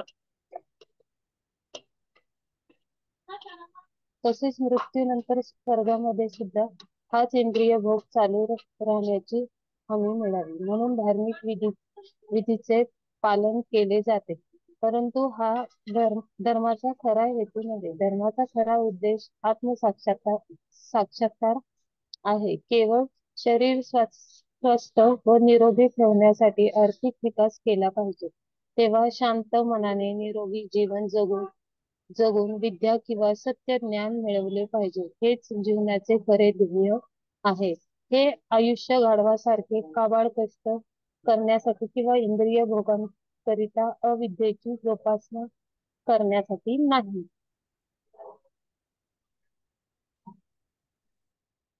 तर विकृत मानवी प्रवृत्ती अर्थात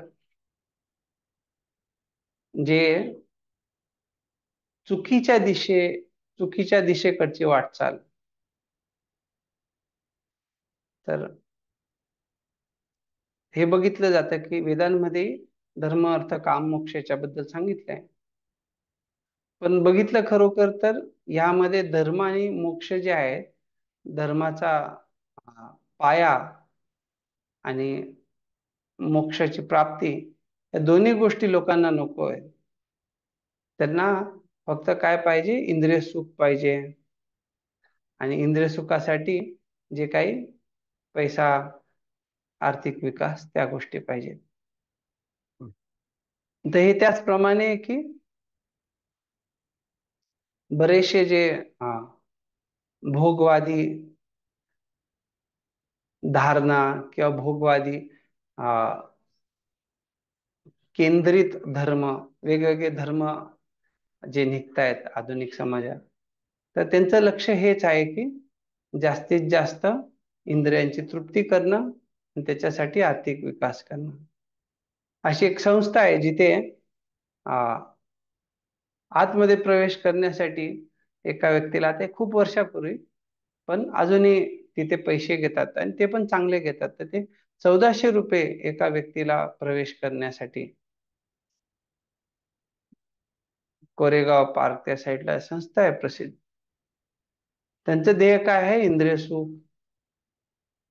संभोगातून समाधी प्राप्त करणं. तर त्यामुळे असे जे भ्रांत लोक आहेत, त्यांची धारणा असते धर्म कसा असावा, ज्याच्याने जे काही इंद्रिय सुखासाठी गरजेचे आहे तो आर्थिक विकास होईल. आणि त्यामुळे त्या गोष्टी स्पष्टपणे दिसतात अशा ठिकाणी, की त्यांच्यासाठी त्यांचा जो तो धर्म आहे, वास्तविक बघितलं तर तो कैतव धर्म आहे. धर्म म्हणू शकत नाही त्याला वास्तविक धर्म, तो कैतव धर्म आहे. पण तरी लोक इंद्रिय सुखासाठी अशा ठिकाणी स्वेच्छेने ते अशा धर्मांना स्वीकारतात. आता इथे ज्या प्रकारे लोक इथे इंद्रिय भोग करायला इच्छुक आहेत आणि मृत्यू झाल्यावरती स्वर्ग प्राप्ती व्हावी आणि तिथेही इंद्रिय भोग प्राप्त व्हावा, यासाठी ते वेगवेगळे धार्मिक विधींचे पालन करतात. पण इथे स्पष्टता दिली कशा प्रकारे धर्माचा हा हेतू नाहीये की इंद्रिय भोगाला, इंद्रिय तृप्तीला प्राधान्य देणं. तर खरा धर्म जो आहे तो आत्मसाक्षात्काराचा आहे.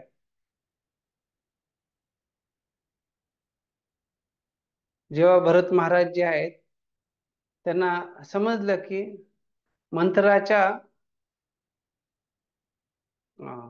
मंथरामुळे त्यांच्या मातेने कैकेयीने जे आहे ते अशा प्रकारे निर्णय घेतले, तर त्यामुळे ते क्रोधावेशामध्ये मंथराला मारणार होते. पण त्यांनी विचार केला की ह्या एका स्त्रीला मारल्यामुळे रामचंद्र प्रसन्न होणार नाहीत. तर त्यामुळे जरी भावना वाईट नव्हत्या तरी त्यांनी विचार केला की याच्यामुळे मी कशा प्रकारे भगवंतांना प्रसन्न करू शकेल. आता खरोखर तिचं कार्य जे आहे निंदनीय आहे, पण तरी त्यांनी प्राधान्य जे आहे भरत महाराजांनी कशाने आपण भगवंतांना प्रसन्न करू शकू तो विचार केला. स्वतःची इंद्रिय तृप्ती नाही की मला याच्यामुळे वाईट वाटलं त्यामुळे मी मारणार. बऱ्याचदा साधकाच्या जीवनामध्ये अशी अवस्था येते की हृदयामध्ये वेगवेगळे विचार येतात इंद्रिय तृप्तीचे, इंद्रभोगाचे, आणि जर ते नियमानुसार नसतील,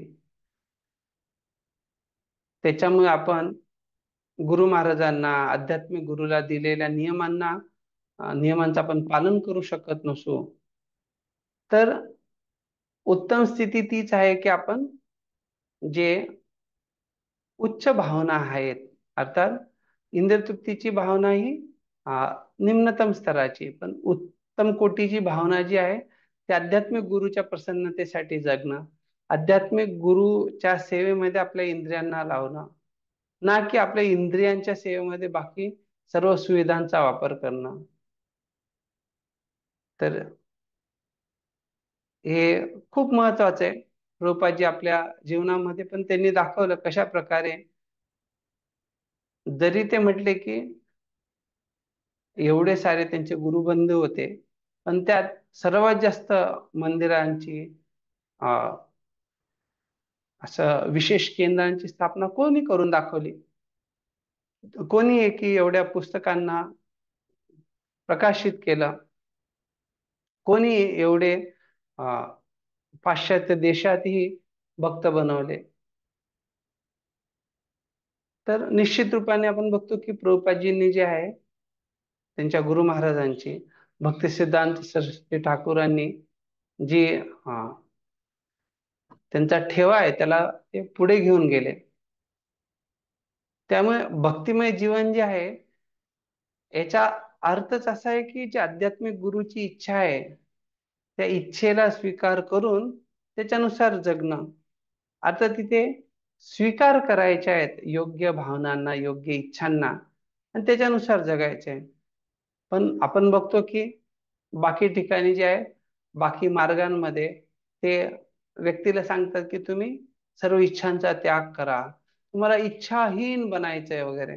पण नाही, आध्यात्मिक जीवनामध्ये जे आहे आपल्याला आध्यात्मिक इच्छानुसार कार्य केलं पाहिजे, आणि त्याच्यासाठी ज्या खालच्या स्तराच्या इच्छा आहेत त्यांना त्याच्यावर मात करून ज्या उच्चतम इच्छा आहेत त्यांचं पालन केलं गेलं पाहिजे.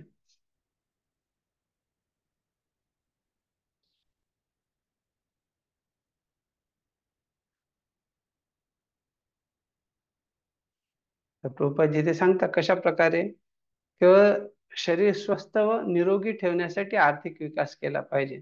अर्थात असं नाही की शरीर जे आहे आपण आ,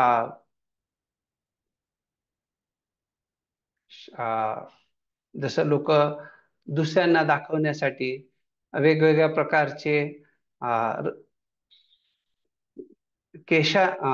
जे केस आहेत डोक्यावरचे वगैरे त्यांचे रंग बदलणं किंवा वेगवेगळ्या प्रकारे त्यांना दाखवणं, जेणेकरून आपण दुसऱ्यांना प्रभावित करू शकू. कशाच्या आधारावर? शारीरिक चेतनेमध्ये. तर त्याच्यासाठी आपल्याला आर्थिक विकास नाही केला पाहिजे. प्रयत्न काय असला पाहिजे की शरीर स्वस्थ आणि निरोगी, जेणेकरून आध्यात्मिक विकासासाठी मदत व्हावी. तर तेवढाच आर्थिक विकास करावा जो गरजेचा आहे शरीर आणि आत्म्याला बरोबर ठेवण्यासाठी. शांत मनाने निरोगी जीवन जगून विद्या किंवा सत्य ज्ञान मिळवले पाहिजे. तिथे जेव्हा शांत मनाने निरोगी जीवन जगून म्हटलेलं आहे, त्याचा अर्थच हा आहे की ज्या प्रकारे लोक अशांत स्थिती निर्माण करतायत आजकालच्या समाजामध्ये, आणि ती अशांत स्थिती का आहे? कारण ज्या सगळ्या काही इच्छा त्यांच्याकडे येत आहेत, सगळ्या इच्छांना ते भोग घेऊ इच्छितात. जे बाहेरचं वातावरण आहे त्या सगळ्यामुळे ते विचलित होत आहेत. पण जेव्हा ते आध्यात्मिक जीवनाचं पालन करतील तेव्हा त्यांच्या जे संस्कार आहेत त्याच्यामुळे ते एवढे विकास पावतील की ज्या प्रकारे समुद्रामध्ये सगळीकडून वेगवेगळ्या नद्या आल्या तरी समुद्र जे आहे तो विचलित होत नाही, तो जो आहे आपल्या मर्यादांना तोडत नाही. तर त्या प्रकारे व्यक्तीने जे आहे शांत मनाने निरोगी जीवन जगून विद्या किंवा सत्य ज्ञान मिळवलं पाहिजे. तर प्रभूजी सांगतायत हे जीवनाचं आपलं खरं ध्येय आहे. नाहीतर आपण आजकालच्या जीवनात बघतो की लोक खरोखर गाढवासारखं काबाड कष्ट करतायत. प्रभुपादजी सांगतात की अमेरिकेमध्ये लोक कित्येक कित्येक मैल दूर त्यांच्या कामधंद्यासाठी जातात. काही काही लोक विमानाने जातात.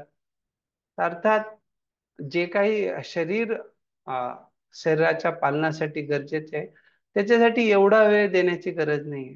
आता आपला जो महत्वाचा वेळ आहे मनुष्य जीवनाचा अमूल्य वेळ, तो भगवत भक्तीसाठी आपण लावला पाहिजे. पुढे वाचा. हरे कृष्ण. सखी प्रेष्ठा देवी माताजी, तुम्ही वाचू शकाल का? हा प्रभूजी वाचते. येस. कृष्ण. श्रीमद भागवत पासून वाचायचं ना प्रभूजी? हा हा. श्रीमद भागवत पुराणात हा विद्येचा मार्ग परिपूर्णरित्या समजावून सांगण्यात आला आहे. श्रीमद भागवत परम सत्यासंबंधी विचारणा करण्यास निर्देशात करते. प्रथम ब्रह्म, नंतर परमात्मा आणि शेवटी भगवान असा परम सत्याचा क्रमशः साक्षात्कार होत असतो. 10व्या मंत्राच्या तात्पर्यामध्ये सांगितलेल्या भगवद्गीतेच्या 18 तत्वानुसार ज्याने विरक्ती आणि ज्ञान मिळविले आहे अशा महात्मा व्यक्तीकडून परम सत्याचा साक्षात्कार केला जातो. भगवंतांच्या दिव्य प्रेममयी सेवेच्या प्राप्ती करणे हा त्या 18 तत्वांचा मध्यवर्ती हेतू आहे. म्हणून समाजाच्या सर्व थरांतील लोकांना भगवंतांच्या व्यक्तीची कला शिकवण्यासाठी प्रेरणा दिली जाते. श्री रूप गोस्वामींच्या भक्ती रसामृत सिंधू या ग्रंथात विद्येच्या ध्येयाचा निश्चित मार्ग दिला आहे. श्रीमद भागवत 1.2 विद्येच्या जोपासनेचे तात्पर्य खालीप्रमाणे दिले आहे. पुढचं वाचू प्रभूजी. बस माताजी, ठीक आहे. हरे कृष्ण. आपण बघू शकतो कशा प्रकारे प्रभुपादजी ते सांगतायत की विद्येचा मार्ग श्रीमद भागवतात परिपूर्णरित्या सांगितला आहे. सुरुवातीपासूनच जे आहे सत्यम परम धीमहि, आपल्याला जे आहे परमसत्यासंबंधी विचारणा करण्यास ते निर्देशित करतं.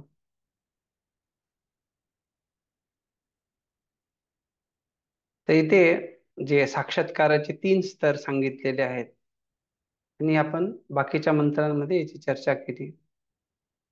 आणि ते प्रभुपादजी ज्या 18 तत्वांची आपण चर्चा केली मंत्र 10 मध्ये, त्याच्याबद्दल सांगतायत ज्या व्यक्तीने अशा प्रकारच्या विरक्ती आणि ज्ञान प्राप्त केले, अशा महात्मा व्यक्तीकडून परमसत्याचा साक्षात्कार केला जातो. तर अशा व्यक्तीला विरक्ती आहे आणि ज्ञानी आहे. आणि जेव्हा त्याला महात्मा म्हटलेलं आहे, महात्मा म्हणण्याचं हेच कारण की तो जो आहे भगवंतांच्या दैवी प्रकृतीच्या आश्रयामध्ये आहे. तर आपणापैकी कोणी सांगू शकतं का प्रभुपादजी ते जे म्हणतात भगवंतांच्या दिव्य प्रेमसेवेची प्राप्ती करणे हा त्या 18 तत्वांचा मध्यवर्ती हेतू आहे, हे कशामध्ये बघितलं आपण?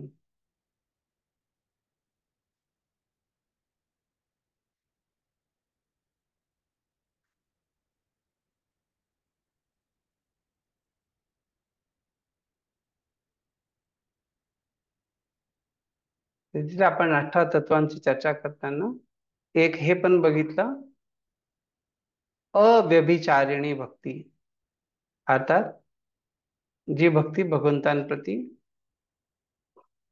ऐकांतिक भक्ती आहे, तिथे कुठल्याही प्रकारे दुसरे काही व्यभिचार नाही, अर्थात इकडे पण तिकडे पण एकाच ठिकाणी भगवंतांप्रती व्यक्ती भक्ती करतोय.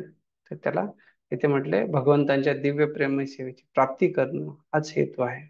आता तोच सगळ्यात महत्वाचा मुद्दा आहे त्याच्यात. ते असेल तर बाकी अन्य गुणांचाही विकास होतो. इथे पुढे जे प्रभुपादजी भक्ती रसामृत सिंधूच्या आधारावर सांगतायत ह्या ग्रंथामध्ये विद्येच्या ध्येयाचा निश्चित मार्ग दिला आहे. तर जर आपण बघितलं भक्ती रसामृत सिंधू, याच्यामध्ये सगळी स्पष्टता दिलेली आहे.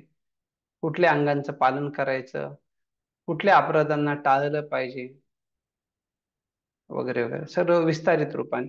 अर्थात आणि जसजसं व्यक्ती त्या गोष्टींचं पालन करू इच्छितो त्याला वेगवेगळे उच्च उच्च स्तरांबद्दल स्पष्टता येते, भगवंतांच्या दिव्य लीलांबद्दल स्पष्टता येते आणि त्याच्यामुळे त्याचं आकर्षण जे आहे ते परमोच्च ध्येय प्राप्तीसाठी ते अनुकूल ठरतं. इथे जेव्हा 1.2.14 भागवतमचा श्लोक सांगितलाय विद्येची जोपासना कशी केली पाहिजे, तस्मात् एकेन मनसा भगवान सात्वतां पतिः श्रोतव्यः कीर्तितव्यश्च ध्येयः पूज्यश्च नित्यदा. अर्थात व्यक्तीने जे आपल्या मनाला एकाग्र करून काय केलं पाहिजे, श्रोतव्यः कीर्तितव्यश्च ध्येय पूज्यश्च नित्यदा, सतत त्याने जे आहे भगवंतांबद्दल श्रवण केलं पाहिजे, भगवंतांबद्दल कीर्तन केलं पाहिजे, भगवंतांचं जे आहे स्मरण केलं पाहिजे आणि पूजन केलं पाहिजे. का तर कारण भगवान सात्वतां पती, कारण भगवंत जे त्यांच्या भक्तांचे ते शाश्वत पालक आहेत, रक्षक आहेत. धर्म अर्थ काम आणि मोक्ष हे जर भगवंतांच्या प्रेममयी भक्तीच्या प्राप्तीसाठी नसतील तर ईशोपनिषदाच्या पुढील मंत्रात सांगितल्याप्रमाणे ते केवळ अविद्येचे निरनिराळे प्रकार आहेत. अर्थात हे सगळं जे आहे त्याचं लक्ष जे आहे की पंचम पुरुषार्थ जे भगवंतांची प्रेममय भक्ती प्राप्त करणं तेच लक्ष्य आहे.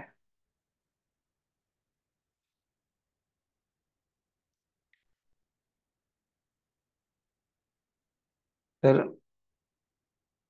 आपण बघू शकतो सामान्यतः जे कर्माचा मार्ग आहे त्याच्यामध्ये इंद्रियांचा अशा प्रकारे वापर केला जातो जेणेकरून भौतिक लक्ष्य साध्य व्हावं. तर ते जरी स्वाभाविक वाटत असलं तरी ते भौतिक बंधनात टाकतं. ज्ञानाच्या मार्गामध्ये जे आहे ते लोक आपल्या इंद्रियांना जे आहे ते एक प्रकारे नियंत्रित करतायत. जरी ते बंधनकारक नसलं तरी ते स्वाभाविक नाहीये. पण भक्तीच्या मार्गामध्ये आपण बघतो इंद्रियांचा जो उपयोग आहे तो आध्यात्मिक कार्यासाठी केला जातो. अर्थात कर्मामध्ये इंद्रियांना भौतिक कार्यासाठी त्याला वापरले जात आहे. ज्ञानामध्ये जे आहे त्यांचा ना भौतिक कार्यासाठी ना आध्यात्मिक कुठेही त्याचा वापर होत नाही. आता ते एक प्रकारे त्यांचा कुठेही काही वापर नाहीये. त्यामुळे जरी असं वाटलं की ते बंधनात फसत नाहीये पण ते स्वाभाविक नाही. का तर स्वाभाविकरित्या आपण इंद्रियांचा वापर करू इच्छितो. त्यामुळे भक्ती मार्ग जो आहे हा स्वाभाविक आहे आणि तो बंधनातून मुक्त करणार आहे. त्यामुळे भक्ती मार्ग जो आहे खरोखर श्रेष्ठ आहे. जसं आपण आपल्या स्वाभाविक स्थितीला पुनर्जीवित करण्यासाठी प्रयत्नशील राहू तर आपण जे आहे आपली जी वास्तविक स्थिती आहे आत्म्याच्या स्वरूपात त्याला आपण प्राप्त करू शकू.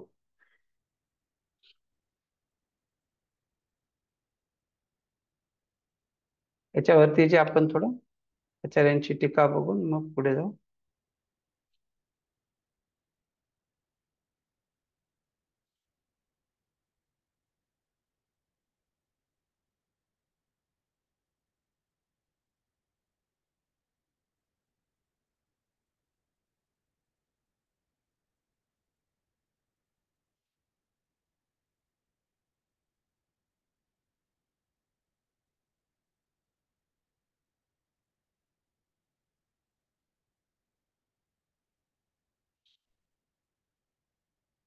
वेदांत देशिक जे आहे ते त्यांच्या टीकेमध्ये म्हणतात या श्लोकामध्ये याच्या पूर्वीच्या मंत्रात जे दिलेलं आहे त्याचा सारांश रूपाने सांगितलंय. ज्या व्यक्तीकडे ह्या प्रकारचं ज्ञान आहे तो दोन्ही विद्या त्याला दोन्हींचं ज्ञान असतं. विद्या अर्थात जे भगवंतांच्या परमात्म्याच्या पूजना संदर्भात आहे ते आणि अविद्या अर्थात जे जिथे कर्म मार्गाचा एक गौण रूपाने पालन केलं जातं त्याच्यात निश्चित रूपाने दोन्हींचा काही संघर्ष नको. अर्थात उभयम सहा. तर इथे ही स्पष्टता दिली अर्थात दोन्ही विद्यांच अविद्यांच. आणि याच्यात स्पष्टता दिली की अशा व्यक्तीला जे आहे दोन्हींचं ज्ञान असतं. का तर कारण तो दोन्हींचं बिना काही पक्षपाताने पालन करतो. पण विद्या जी आहे त्यात महत्वपूर्ण घटक असतो आणि कर्म जो आहे हा गौण घटक असतो. त्यामुळे दोन्हींना जाणणं गरजेचं आहे.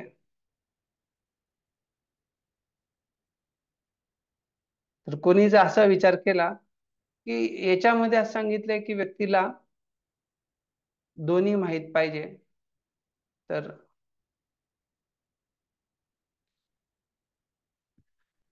का हे याच्यासाठी माहित पाहिजे कारण जर दोन्ही विद्या अविद्या माहित असेल तर व्यक्तीला समजेल की काय लाभदायक आहे काय लाभदायक नाहीये. तर असा विचार केला, अशा प्रकारचा जर मुद्दा ठेवला तर त्याचा अर्थ होतो, कारण इथे व्यक्ती जो आहे कर्माबद्दल विचार करतोय, पण थोड्या वेळापूर्वी आपण बघितलं की कर्म याला गौण ठेवण्यात आलेलं आहे, त्यामुळे त्या मुद्द्याला इथे अस्वीकार केलं गेलंय.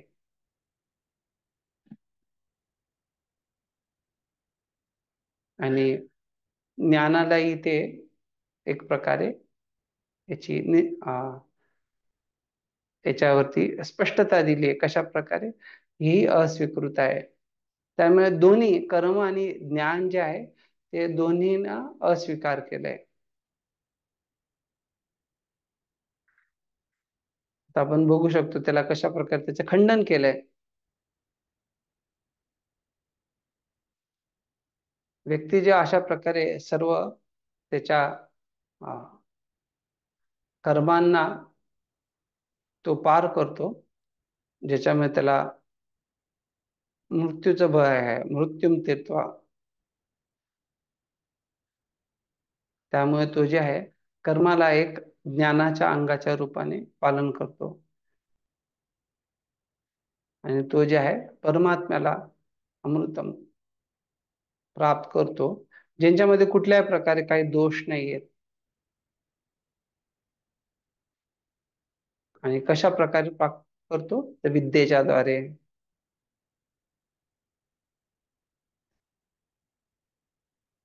त्यामुळे ते अमृत जे आहे हे ब्रह्मला संबोधित करून आहे. एतत् अमृतम अभयम एतत् ब्रह्म. त्यामुळे हे एतत् अमृतम अभयम एतत् ब्रह्म, तर हे ब्रह्म जे आहे ते अमृत आहे आणि हे जे आहे अभयम, हे छांदोग्य उपनिषद 4:15-1 मध्ये दिलेले आहे. तर त्यामुळे जेव्हा म्हटलंय की अमृत जे आहे हे मुक्ती सारखाच शब्द आहे, अर्थात जन्म मृत्यूच्या चक्रातून बाहेर जाणं. त्यामुळे इथे जे स्पष्टीकरण दिलंय ते योग्य आहे.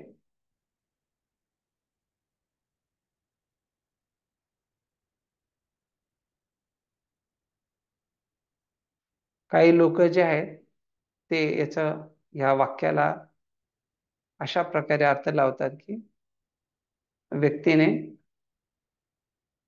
अज्ञानाद्वारे मृत्यूला प्राप्त करणं. का तर ते या श्लोकाचा, मंत्राचा जो आहे नैसर्गिक अर्थ जो आहे त्याला सोडतायत.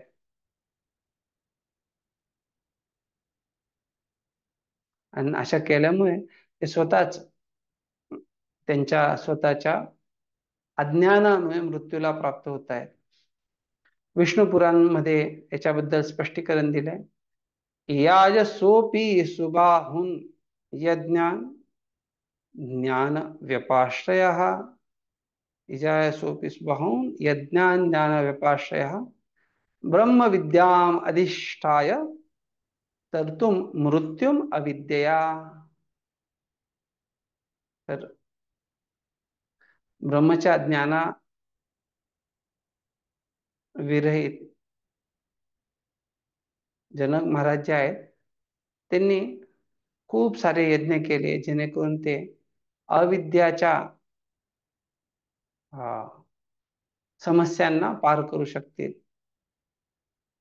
अर्थात यज्ञ कर्म वगैरे, जेणेकरून ते स्वतः जे आहे ब्रह्मच्या ज्ञानात स्थित होतील. हे विष्णू पुराण 6:12 मध्ये दिलंय.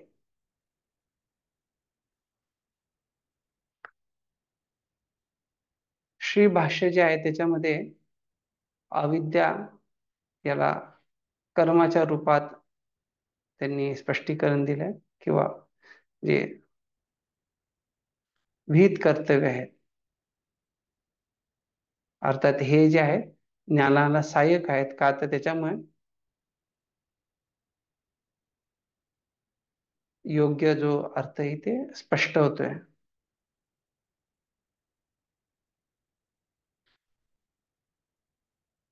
ते बाकीही वाक्यांचं स्पष्टीकरण दिलं, पण इथे बलदेव विद्याभूषण काय म्हणतात बघू. हा जो श्लोक आहे याच्यामध्ये ज्ञान आणि कर्म याला एक साथ याचं पालन केलं पाहिजे. ज्या व्यक्तीला दोन्ही ज्ञान आणि कर्म, विद्या अविद्या याला तो जाणतो आणि त्याला एक साथ उभयम सह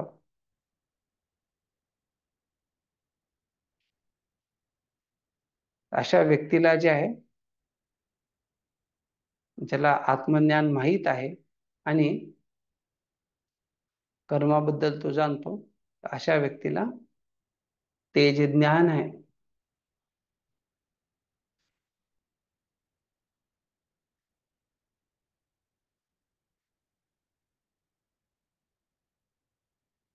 इथे सांगितलं कशा प्रकारे तो व्यक्ती जो आहे, जो आत्मज्ञान जाणतो आणि जो अशा कर्मामुळे जे ज्ञानाला प्राप्त होईल, अर्थात ते कर्म केल्याने व्यक्ती ज्ञानी बनेल, तर दोन्ही ही कार्य केली पाहिजे. अर्थात आत्मज्ञानासाठी आणि कर्म अशी केले पाहिजे की ज्याच्यामुळे ज्ञाना प्राप्ती होईल. का तर ते दोन्ही जे आहेत त्या एकाच लक्ष्याकडे व्यक्तीला घेऊन जातात.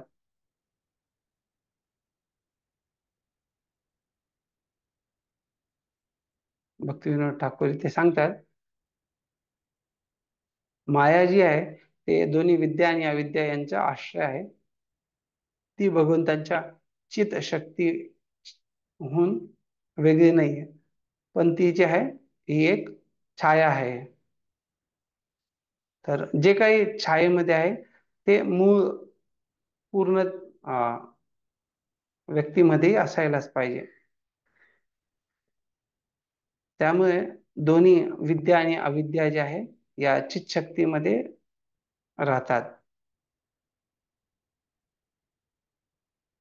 आणि त्यामुळे ज्या जीवाची इच्छा आहे की त्याला आध्यात्मिक स्वरूप प्राप्त करायचे, तर ते निश्चित रूपाने हे जे विकृत स्वरूप आहेत विद्या आणि अविद्येचे जड तत्वामध्ये, त्यांचा नाश केला पाहिजे. आणि तेव्हाच तो जो आहे आध्यात्मिक शक्तीमध्ये वैविध्यता बघू शकतो. अर्थात वेगवेगळ्या गुणांना बघण्यास तो सक्षम होतो. आणि ज्या अशा प्रकारे तो वेगवेगळ्या वैविध्यतेचा आधार घेतो, तेव्हा तो जो आहे भौतिक विद्येच्या द्वारे त्याचा नाश होत नाही. कारण भौतिक विद्येमध्ये ही धारणा असते की कुठल्याही प्रकारची वैविध्यता नाही आणि कुठल्या प्रकारचे गुण नाहीत.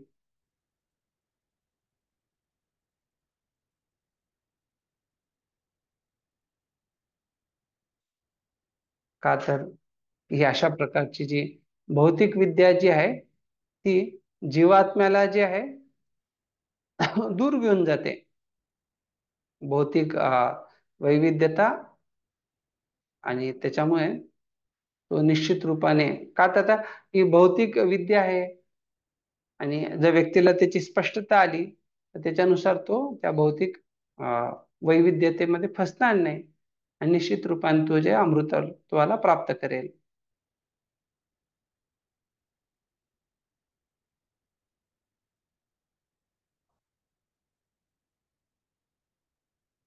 ठीक.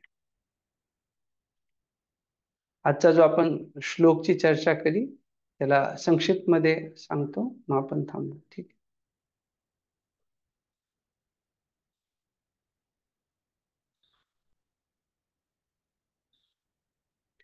आपण जे आजच्या प्रभुपादजींनी दिलेल्या तात्पर्यामध्ये आणि श्लोकाच्या अर्थानुसार चर्चा केली, कशा प्रकारे जन्म मृत्यूला आपण पार करू शकतो, अर्थात शाश्वत जीवनाला कसं प्राप्त करू शकतो, तर त्याचे समस्या आणि समाधान.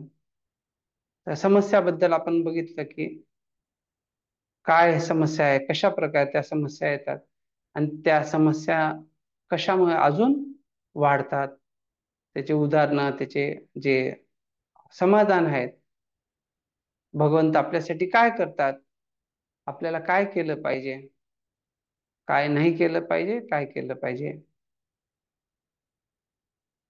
आणि कोण लोक जे आहेत या समाधानाला स्वीकार करतात, कोण स्वीकार करत नाही. त्याच्यानंतर आपण विद्या आणि अविद्येचा त्यांची जी भूमिका आहे या समस्यामध्ये त्याच्याबद्दल आपण चर्चा केली. तर जेव्हा आपण समस्या म्हणतो तर कुठल्या प्रकारे काय समस्या आहे, तर कोणाची इच्छा नाही की त्याला जन्ममृत्यू जरा व्याधी कुठल्याही प्रकारचे हे वास्तविक दुःख प्राप्त आहे. आणि दुःख कसे प्राप्त होतात, तर भौतिक प्रकृतीद्वारे जे आहे हे दुःख भेटतात आणि कोणालाही त्याच्यामध्ये रोग प्रतिकारक क्षमता किंवा त्याच्यासाठी कोणी प्रतिकार करू शकत नाही. आणि कशी ही समस्या वाढते, तर जेवढं व्यक्ती आजकालच्या आधुनिक भौतिक ज्ञानामध्ये प्रगती करतायत तेवढं त्या समस्याला ते बढावा देत आहेत. आपण उदाहरण बघितलं हिरण्यकशिपूंचा आणि बघितलं कशा प्रकारे त्यांना हिरण्यकशिपू, हिरण्य अर्थात सोनं, कशिपू अर्थात मऊशय्या, तर त्याच्यात आपण चर्चा केली. आपण बघितलं त्यांनी कशा प्रकारे प्रल्हाद ब्रह्माजींना प्रसन्न केलं आणि ते कशा प्रकारे धूर्तपणे त्यांनी वेगवेगळे वर मागितले, पण जरी त्यांनी एवढं धूर्तपणे वर मागितले तरी ते शेवटी मारले गेले नरसिंह भगवंतांद्वारे. तर भगवंत काय करतात, आपल्याला जे विस्मरण झालंय ते परत स्मरण देण्यासाठी शास्त्र देतात, त्यांचे अधिकृत भक्तांना पाठवतात आणि स्वतः अवतरित होतात. तर आपली काय जिम्मेदारी आहे, आपण काय नाही केलं पाहिजे, आपण एकांगी प्रयत्न नाही केला पाहिजे. जसं आपण भौतिक क्षेत्रात प्रगती करून जर ठरवलं की आपण सगळं काय करू, तर ते योग्य नाही. किंवा कोणी म्हटलं की आम्ही आध्यात्मिक प्रगतीसाठी खाणं पिणं सोडून देऊ आणि आपोआप प्रगती होईल, अर्थात तर नाही. तर दोन्हींचा योग्य समन्वय संतुलनाने ते केलं पाहिजे, जेणेकरून आपण भगवत धामात परत जायची तयारी करू शकू चांगल्या रीतीने. आणि त्यामुळे आपल्याला या शास्त्रांचे अध्ययन केलं पाहिजे, भगवद्गीता, श्रीमद भागवतम. तर जे बुद्धिमान लोक आहेत, मनुष्य जीवन प्राप्त झालंय, तर ह्या समाधानाला स्वीकार करू शकतात. म्हणजे नराधम आहेत ते असं समाधान स्वीकार करत नाही. तर इथे अविद्येचा आणि विद्येची काय भूमिका आहे, आपण बघतो. अविद्या अर्थात जे आधुनिक समाजामध्ये भौतिक प्रगती जी आली आहे आणि त्या प्रगतीचं लक्ष जे आहे इंद्रिय तृप्ती, त्याच्यामुळे व्यक्ती भवबंधनात सापडून राहतो, त्याचं बंधन वाढतच जातं. तर मूर्ख लोक जे आहेत, जे अशा प्रकारे याच्यात लागलेले आहेत, ते लोक अशा प्रकारे अविद्येला स्वीकार करतात आणि भगवंतांच्या ह्या बहिरंग शक्तीने ते मोहित झाल्यामुळे पुन्हा पुन्हा जरी समस्या आली तरी ते काही चांगला धडा शिकत नाही. त्याचा परिणाम काय होतो, तर भौतिक जे तापमान आहे ते वाढत जातं. प्रभुपादजी 105 107 उदाहरण जे सांगितलं त्या प्रकारे त्यांना अशा लोकांना, तर त्यांनी जे आहे जे मनुष्य शरीर प्राप्त झालं त्याचा सदुपयोग करू शकतात. ते अर्थात इंद्रिय तृप्तीमध्ये न लागण्यापेक्षा आत्मसाक्षात्कारामध्ये त्यांनी लागलं पाहिजे आणि अशा प्रकारे जे वास्तविक तापमान आहे, साधारण तापमान, तिथपर्यंत पोहोचलं पाहिजे. तर काय केलं पाहिजे, काय नाही केलं पाहिजे, तर धर्माचं पालन आर्थिक विकासासाठी नाही गेलं पाहिजे किंवा मनुष्याला जी बुद्धी प्राप्त झाली आहे ते इंद्रिय तृप्तीमध्ये बुद्धीला नाही लावलं पाहिजे. तर मग विद्या काय आहे, तर मनुष्यासाठी जे दिव्य ज्ञान आहे ते प्राप्त करणं आणि अशा प्रकारे खरा जो आनंद आहे तेव्हा शक्य आहे ज्या व्यक्ती त्याचं भौतिक आवरण निघेल आणि ती खरी गरज आहे.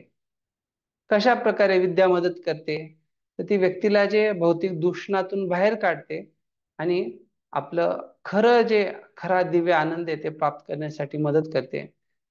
अशा प्रकारे ते जे आहे मनुष्य जीवनाचं ध्येय प्राप्त करण्यासाठी आणि भौतिक रोग दूर करण्यासाठी मदत करते. सामान्यतः आजार झाल्यावरती काही परहेज असतात किंवा नियम पालन करायचे असतात. तशाच विद्येच्या द्वारे जे आहे व्यक्ती आपलं स्वास्थ्य पुन्हा पुनर्स्थापित करू शकतो, जेणेकरून त्याच्या जी खरी गरज आहे आनंद घ्यायसाठी ती भागली पाहिजे. आणि व्यक्तीला हे कसं समजू शकतं, तर व्यक्ती जेव्हा निरोगी शरीर आणि शांत मनाने विचार करेल, तो गाढवासारखं काबाड कष्ट नाही करणार इंद्रिय तृप्तीसाठी, भक्ती रसामृत सिंधूमध्ये दिलेल्या नियमांचं पालन करेल, भगवंतांनी 13व्या अध्यायामध्ये 8 ते 12 श्लोकांमध्ये जे 18 तत्व सांगितले त्याचं पालन करेल तो, आणि त्याचा पूर्ण जो त्याचं पूर्ण लक्ष जे आहे, केंद्र जे आहे ते भक्तिमय सेवा राहील. जसं आपण श्रीमद भागवतम 1-2-14 श्लोक बघितला, तस्माद एकेन मनसा. ते संक्षिप्तरित्या अशा प्रकारे आपण बघतो की प्रभुपादजींनी स्पष्टता दिली आहे की कशा प्रकारे या व्यक्तीने जे आहे 4 पुरुषांपेक्षा श्रेष्ठ जो पंचम पुरुषार्थ आहे त्याच्यासाठी जगलं पाहिजे. नाहीतर ते 4 पुरुषार्थ जे आहे ते केवळ अविद्येचेच वेगवेगळे प्रकार आहेत. कोणाला काही जिज्ञासा आहे?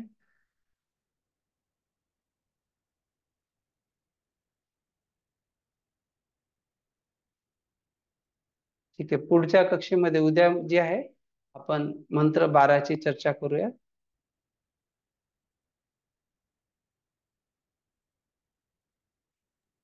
खूप खूप धन्यवाद. श्री ईशोपनिषद की जय. श्रील प्रभुपाद की जय. वाञ्छाकल्पतरुभ्यश्च कृपा सिन्धुभ्येव च पतितानां पावनेभ्यो वैष्णवेभ्यो नमो नमः. अनंत कोटि वैष्णव वृंद की जय. श्रील प्रभुपाद की जय. दाय गौर प्रेमानंदे. हरि हरि बोल. खूप खूप धन्यवाद. हरे कृष्णा. हरे कृष्ण प्रभु जी. हरे कृष्ण प्रभु जी. हरे कृष्ण प्रभु जी. दंडवत.